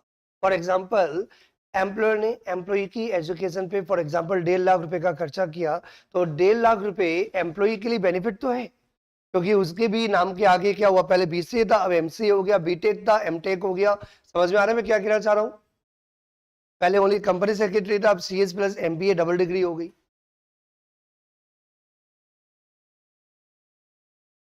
पहले ओनली एलएलबी था, तो हमने आपको बोला तो एलएलएम भी आपने कर लिया, तो ऑब्वियसली आपका डिग्री और क्वालिफिकेशन आपका इंक्रीज हो रहा है, लेकिन 1 रुपया भी टैक्सेबल नहीं होगा in the end of employee. Yes, point number 5 दिख रहा है सबको लास्ट में? Point number 5 that is the education facility. Education facility value की बात मैं अभी थोड़ी देर में आपके साथ करने वाला हूं, तो वैल्यू पे बताओ। अभी वैल्यू की बात नहीं करेंगे। एजुकेशन फैसिलिटी आपको दिख रहा होगा कहाँ पे, यहाँ पे, फॉर एम्प्लॉय। यदि एम्प्लॉयर ने एम्प्लॉय की एजुकेशन के लिए, किसकी एजुकेशन, एम्प्लॉय की खुद की, तो यदि एम्प्लॉयर एम्प्लॉय की एजुकेशन के लिए जो भी फैसिलिटी प्रोवाइड करता है, जो भी एक्सपेंसेस इनकर करता है, 1 रुपया भी टैक्सेबल नहीं है, फुल्ली एग्जेम्प्ट। क्या है बेटा? Fully exempt. I think clear to everyone?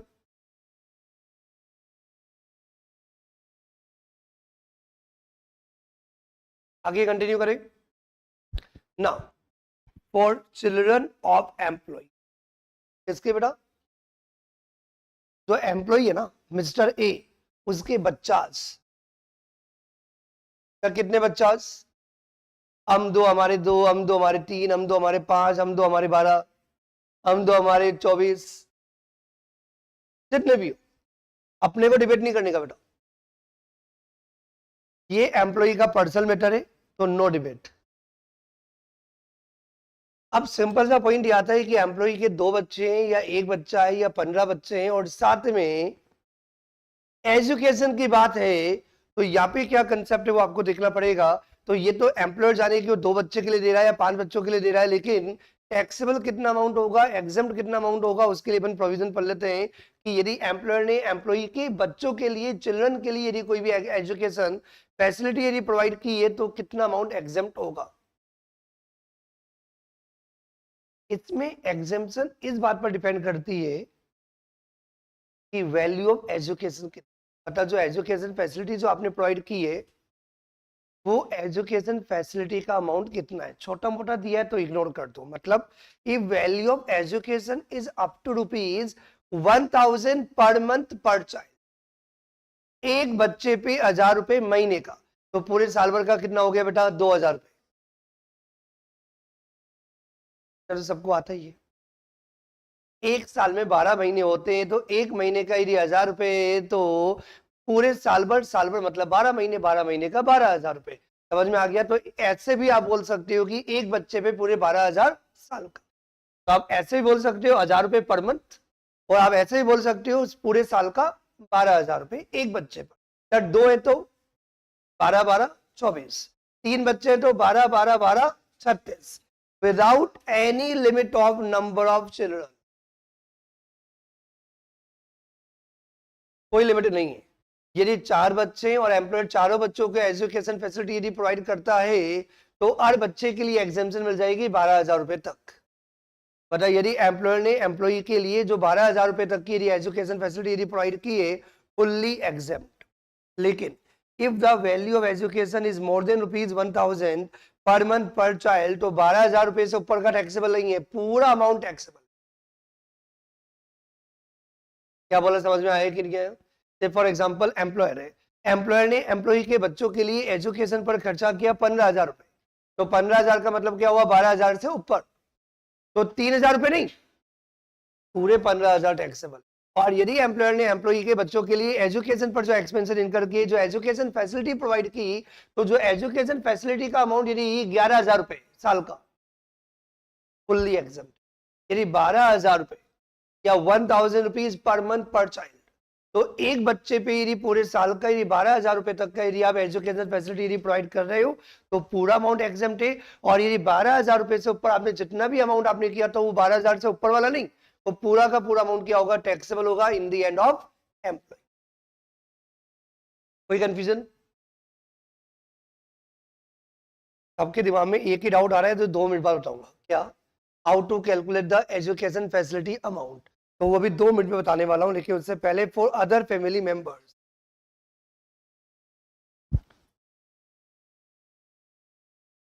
For other family members, तो यदि अदर फैमिली मेंबर्स के लिए यदि कोई फैसिलिटी यदि प्रोवाइड की जा रही है, फॉर एग्जांपल स्पाउस या एनी अदर, देन जितना भी वैल्यू ऑफ एजुकेशन है फुल्ली टैक्स।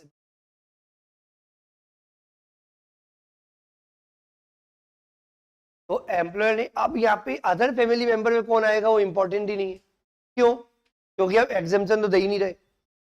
यदि आप एग्जाम्पशन दे रहे हो तब तो हम दिमाग भी लगाए कि कौन आता है कौन नहीं आता है, जो भी फैमिली मेंबर है। तो आपने अदर फैमिली मेंबर के लिए यदि एम्प्लॉयर ने एम्प्लॉय के जो भी फैमिली मेंबर्स है उनकी एजुकेशन पे कोई भी एक्सपेंसेस इनकर किया, तो जितना भी वैल्यू एजुकेशन आएगा वो पूरा अमाउंट टैक्सेबल होगा, चाहे वो साल का 5,000 रुपए हो, चाहे वो साल का 1,00,000 रुपए हो, full amount taxable in the end of employee. कोई कंफ्यूजन?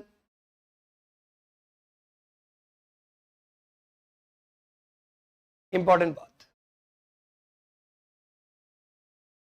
क्या इंपॉर्टेंट बात, what is the meaning of value of education, या एजुकेशन फैसिलिटी की वैल्यू का अमाउंट क्या होगा। तो ये दो बातें, आपका एम्प्लॉयर कौन है, हो सकता है कि आप निर्जा मोदी स्कूल में ही जॉब करते हो सकता है कि आप जैसी परिवार स्कूल में जॉब करते हो, तो हो सकता है कि आप स्कूल में जॉब करते हो, स्कूल में या कॉलेज में, क्योंकि एजुकेशन फैसिलिटी जरूरी तो नहीं स्कूल की बात हो, कॉलेज भी तो कवर्ड है ना यहाँ पे, तो पर स्कूल वर्ड बोल रहे लेकिन कॉलेज भी कवर्ड, तो हो सकता है कि आप कॉलेज में जॉब करते हो, तो खुद की एजुकेशन के लिए तो आपको अमाउंट कैलकुलेट करने की जरूरत ही नहीं है, क्योंकि फुल अमाउंट एग्जाम्प्ट है। यदि एम्प्लॉयर ने एम्प्लॉय की एजुकेशन पे खर्चा किया हो, इंपॉर्टेंट तो क्या है, एम्प्लॉयर ने एम्प्लॉय के बच्चों के लिए या अदर फैमिली मेंबर के लिए किया हो तो आपको वैल्यू एजुकेशन कैलकुलेट करना पड़ेगा। अदर फैमिली मेंबर के केस में फुल अमाउंट टैक्सेबल है, और यदि एम्प्लॉय के बच्चों के लिए यदि आपने एजुकेशन फैसिलिटी यदि प्रोवाइड की है तो क्या होगा बेटा, 12,000 रुपए पर बच्चा एग्जेम्प्ट है, right, confirm. How to calculate, or for example ये जितनी बड़ी बड़ी कंपनीज है उनके अपने स्कूल्स है, तो बहुत सारी कंपनीज भी हो सकती है। फॉर एग्जांपल यदि आपका एम्प्लॉय यदि स्कूल और कॉलेज है, जैसे आप मणिपाल यूनिवर्सिटी में जॉब करते हो, आप JEC कॉलेज में यदि आप जॉब करते हो, आप यदि फॉर एग्जाम्पल निर्जा मस्जिद स्कूल में यदि जॉब करते हो, तो बात ही अलग है। तो mean school own by the employer, employer का खुद का स्कूल है, या एम्प्लॉयर का खुद का स्कूल नहीं है लेकिन एम्प्लॉयर बोलता है कि जिस भी स्कूल में आपका बच्चा पढ़ेगा हम फीस क्या करेंगे, रीइंबर्स कर देंगे, मतलब हम पे कर देंगे। तो दो बातें, whether school own by the employer या अदर स्कूल। यदि एम्प्लॉयर का खुद का स्कूल है, क्या बेटा, यदि एम्प्लॉयर का खुद का स्कूल है तो आप फीस क्या कंसीडर करोगे, सिमिलर एजुकेशन इंस्टीट्यूट की जो वैल्यू है, जो फीस है, वो कंसीडर की जाएगी। एग्जांपल, आप निर्जा मोदी स्कूल में जॉब करते हो तो आपका बच्चा भी निर्जा मोदी स्कूल में पढ़ रहा है, और निर्जा मोदी स्कूल वाले क्या बोल सकते हैं कि फॉर एग्जांपल आपका बच्चा पढ़ेगा तो हम 50% फीस लेंगे या 30% फीस लेंगे या फीस लेंगे ही नहीं, व्हाटएवर। तो अब आपको देखना पड़ेगा कि आपका बच्चा निर्जा मोदी स्कूल में पढ़ रहा है तो निर्जा मोदी स्कूल अदर बच्चों से क्या फीस चार्ज कर रही है वो नहीं देख रहे, हम क्या देख रहे हैं, निर्जा मोदी स्कूल के लेवल पे कौन सा स्कूल है। जैसे ही पहली बार बोल सकते हैं अपन, सॉर्ट ऑफ। तो जेसी पेरीवाल जो अदर सिमिलर एजुकेशन इंस्टीट्यूट है उनके द्वारा क्या फीस चार्ज की जाती है, साल का फॉर एग्जांपल कितना, 1.5 लाख रुपए, साल का कितना, 1.5 लाख रुपए। तो साल का 1.5 लाख रुपए, और एम्प्लॉय को बोला जाता है कि 50% फीस हम बियर करेंगे, 50% फीस आप बियर करना। तो मींस 50% फीस एम्प्लॉय ने पे कर दी, तो 1.5 लाख का कितना फीस पे कर दिया, 75। तो वैल्यू एजुकेशन कितनी हो गई, 75,000 रुपीज, और 75,000 क्या है बेटा, 12,000 से ज्यादा है, यस और नो, तो फुल अमाउंट टैक्स। एक और एग्जांपल देता हूं, यदि for example similar education institute की जो फीस होती है वो होती 1,10,000 रुपीज, कितनी बेटा, और निर्जा मोदी स्कूल ने बोला होता है कि हम 1 लाख रुपए चार्ज करेंगे, कितना चार्ज करेंगे, 1 लाख रुपए एम्प्लॉय की सैलरी में से काटेंगे, बाकी हम नहीं लेंगे। तो सिमिलर एजुकेशन इंस्टीट्यूट की फीस कितनी बेटा, 1,10,000 टोटल वैल्यू माइनस एम्प्लॉय ने कितना अमाउंट बियर किया, 1 लाख। तो एम्प्लॉय के लिए वैल्यू एजुकेशन कितनी हो गई, एजुकेशन फैसिलिटी कितनी हो गई, 10,000, कितना हो गई, और अपना प्रोविजन क्या है बेटा, 12,000 रुपए तक की यदि एजुकेशन फैसिलिटी दी हो तो फुल्ली एग्जेम्प्ट, तो ये पूरा का पूरा अमाउंट एग्जेम्प्ट हो। कुछ समझ में आया एग्जांपल से। वैल्यू ऑफ एजुकेशन का मतलब ये हुआ कि एजुकेशन फैसिलिटी कितने अमाउंट की थी, एम्प्लॉय को कितना बेनिफिट हुआ। तो सिमिलर एजुकेशन इंस्टीट्यूट क्या बड़े बेटा, यदि एम्प्लॉयर का खुद का स्कूल है, एम्प्लॉयर का खुद का कॉलेज है, एम्प्लॉयर का खुद की यूनिवर्सिटी है, तो सेम कॉलेज की फीस कंसिडर नहीं कर रहे, क्या कंसिडर कर रहे, सिमिलर एजुकेशन इंस्टीट्यूट। आवाज नहीं आ रही बेटा, वेरी गुड, क्या बात कर रहे, सिमिलर एजुकेशन इंस्टीट्यूट की जो भी फीस चार्ज की जा रही है वो फीस माइनस एम्प्लॉय से जितना भी अमाउंट उन्होंने रिकवर किया, जितना भी अमाउंट उन्होंने लिया, तो जो रिमेनिंग अमाउंट आएगा, जो बैलेंस अमाउंट जो आएगा वो होगा वैल्यू ऑफ एजुकेशन। वो क्या होगा, एजुकेशन फैसिलिटी। और यदि वो एजुकेशन फैसिलिटी 12,000 रुपए तक है, तक है, तो चिल्ड्रन के केस में एग्जेम्प्ट है और अदर फैमिली मेंबर के केस में फुल्ली टैक्सेबल। और यदि चिल्ड्रन के केस में भी 12,000 से ज्यादा का यदि फैसिलिटी का अमाउंट है तो फुल्ली टैक्सेबल है।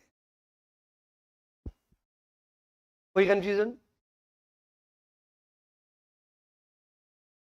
यदि अदर स्कूल है तो,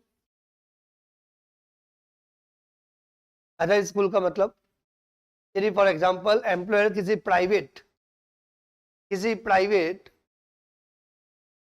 कंपनी में जॉब करता है जिनका खुद का अपना कोई भी स्कूल नहीं है, लेकिन फिर भी एम्प्लॉय को बोलता है कि अपने बच्चों को पढ़ाओ, बच्चे पढ़ लिख के बढ़िया ही बनेंगे, तो पढ़ाना बहुत जरूरी है, उनकी जो भी फीस होगी हम पे कर देंगे, टेंशन वाली बात नहीं है ना, उन बच्चों की जो भी फीस होगी हम पे कर देंगे।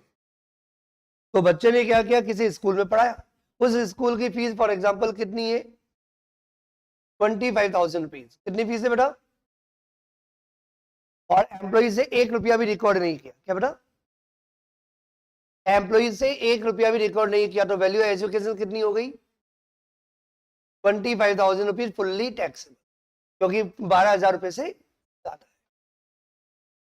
और यदि एम्प्लॉयर का खुद का स्कूल नहीं है तो एम्प्लॉयर बोलते हैं कि आप बच्चे को कहीं भी पढ़ाओ, हम अमाउंट रिम्बर्स कर देंगे। तो जिस भी स्कूल में बच्चा पढ़ रहा है उनकी फीस कितनी है? 25,000। और यहाँ पे एम्प्लॉय को बोलता है कि भैया 20,000 तो आपको पे करना पड़ेगा, उसके ऊपर कम रिम्बर्स कर देंगे। तो एक तरीके से रिम्बर्स कितना किया जा रहा है? आवाज नहीं आ रही? तो वैल्यू एजुकेशन कितनी है? आवाज नहीं आ रही? वैल्यू एजुकेशन है 5,000 रुपीज। तो बच्चों के केस में 12,000 रुपए एग्जाम्प्ट है। तो यदि वैल्यू एजुकेशन यदि पर चाइल्ड यदि आपका 5,000 है, कोई प्रॉब्लम ही नहीं है, फुल्ली एग्जाम्प्ट। आई थिंक समझ में आ रहा है सबको?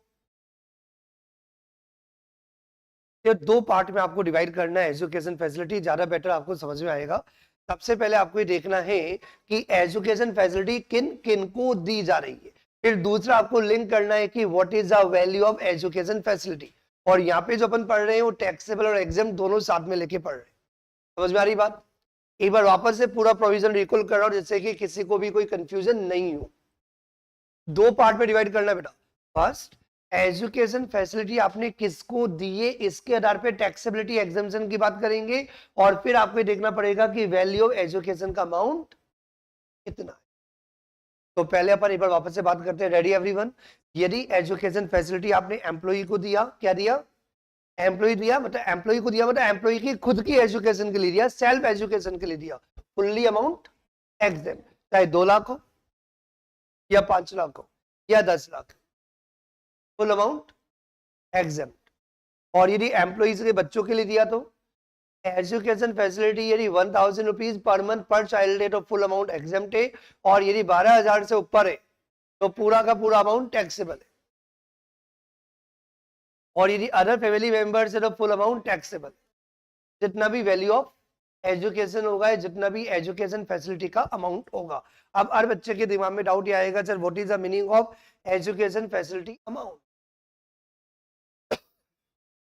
तो एजुकेशन फैसिलिटी का अमाउंट कितना होगा, वैल्यू ऑफ एजुकेशन कितना होगा, ये इस बात पर डिपेंड करता है कि ये जो एजुकेशन फैसिलिटी दी जा रही है ये एम्प्लॉय का खुद का स्कूल है या अनदर स्कूल। यदि एम्प्लॉय का खुद का स्कूल है तो एम्प्लॉय के खुद के स्कूल की फीस नहीं, क्या लेंगे? सिमिलर एजुकेशन इंस्टीट्यूट की जो भी फीस हो रही है माइनस जितना अमाउंट एम्प्लॉय से आपने रिकवर किया, that is the value of education. और यदि अदर स्कूल के केस में जिस भी स्कूल में या कॉलेज में बच्चा पढ़ रहा है वहां की फीस माइनस एम्प्लॉय से यदि आपने कोई भी अमाउंट यदि रिकवर्ड। और मुझे लगता है कि पूरी क्लास को समझ में आ गया। Confirm everyone? हाँ बेटा, fourth bench left hand side. हाँ बेटा, कोई कंफ्यूजन? तुम थोड़ी कंफ्यूज हो रही हो बेटा। हाँ बेटा, यही वाला ना? क्या कंफ्यूजन है? आपस से बोलो, समझ में नहीं। एम्प्लॉय से किया है एम्प्लॉयर से किया है, मतलब समझे नहीं? तुम कौन हो बेटा? तुम कौन हो? तुम कौन हो ये तो बताओ। एम्प्लॉई, तुम्हारा नाम नहीं पूछ रहा बेटा, कैरेक्टर में डलना पड़ता है। मैंने इतनी बार बोला, जितना जल्दी आप कैरेक्टर में अपने आप को डालना स्टार्ट कर दोगे आप बहुत जल्दी समझना स्टार्ट कर दोगे। तुम कौन हो बेटा? अब समझी बात। तुम एम्प्लॉई हो। अब बोलो आगे। अब तुम एम्प्लॉई हो और तुम जॉब करती हो मान लो निर्जा मोदी स्कूल, ठीक है। अब तुम निर्जा मोदी स्कूल में काम करती हो तो उस केस में वैल्यू एजुकेशन क्या होगी? तो वो होगा पॉइंट नंबर ए में, वो होगा पॉइंट नंबर ए में। वो किस में होगा? पॉइंट नंबर ए में। अब पॉइंट नंबर बी में जो बात करूंगी अदर स्कूल की, मतलब तुम जो काम करती हो किसी स्कूल में काम ही नहीं करती, तुम काम करती हो फॉर एग्जांपल सीए के ऑफिस में, सीएस के ऑफिस। तो तुम यदि किसी सीएस के ऑफिस में भी काम करती हो लेकिन सीएस के ऑफिस वाले ने क्या बोला?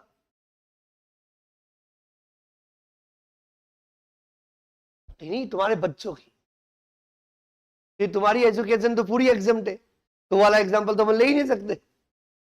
तो एम्प्लॉय ने क्या बोला? सीएस ने, कंपनी सेक्रेटरी ने क्या बोला?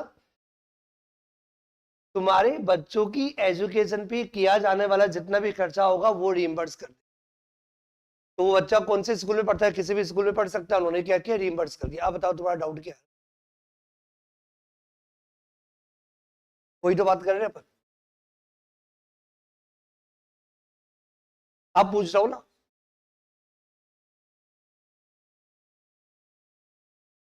तो मैंने क्या बोला, तुम कहाँ पे जॉब करती हो, सीएस के ऑफिस में, तो उनका अपना कोई स्कूल ही नहीं है, उसको अपन क्या बोलेंगे, अदर स्कूल।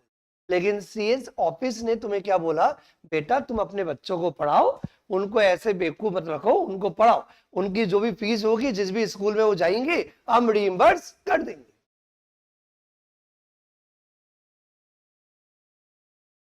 नहीं, सुनो सुनो सुनो सुनो, एम्प्लॉयर क्यों करेगा, और तुम पे करोगी, तुम्हारे बच्चे हैं तो तुमने फीस दे दी अपने बच्चों की।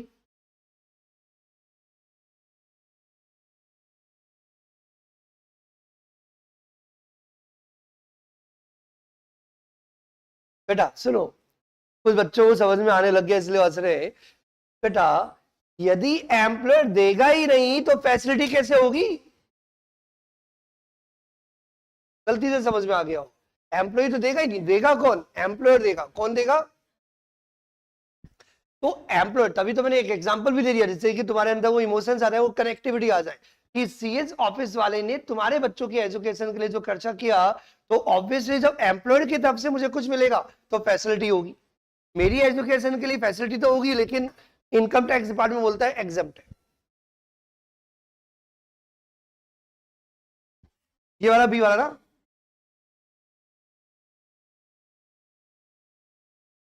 Fees of that education institute, जिस भी बच्चा जिस भी स्कूल में पढ़ रहा है, तो जयपुर में बहुत सारे स्कूल एंड कॉलेजेस है वहां पे बच्चा पढ़ रहा है, minus amount paid by the employee for education cost.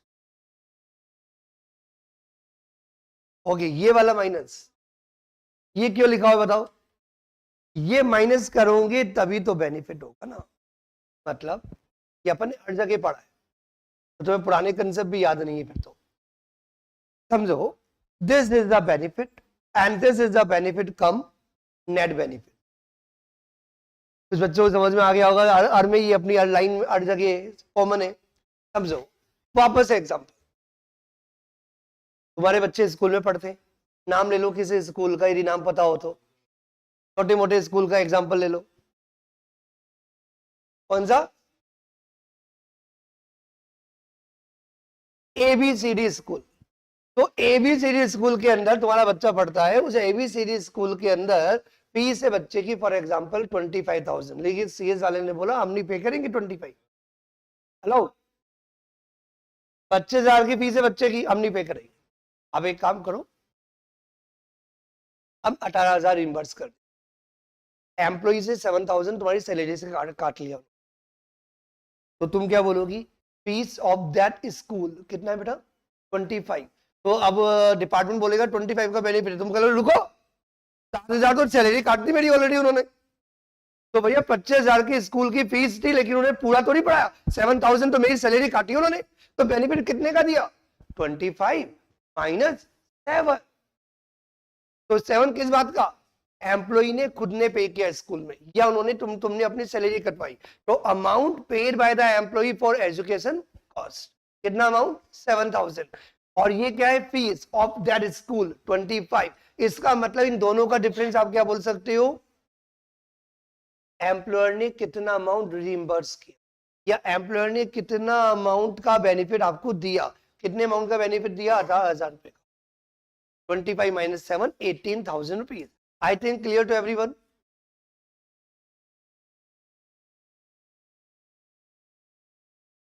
ठीक है, समझ में आ गया सबको,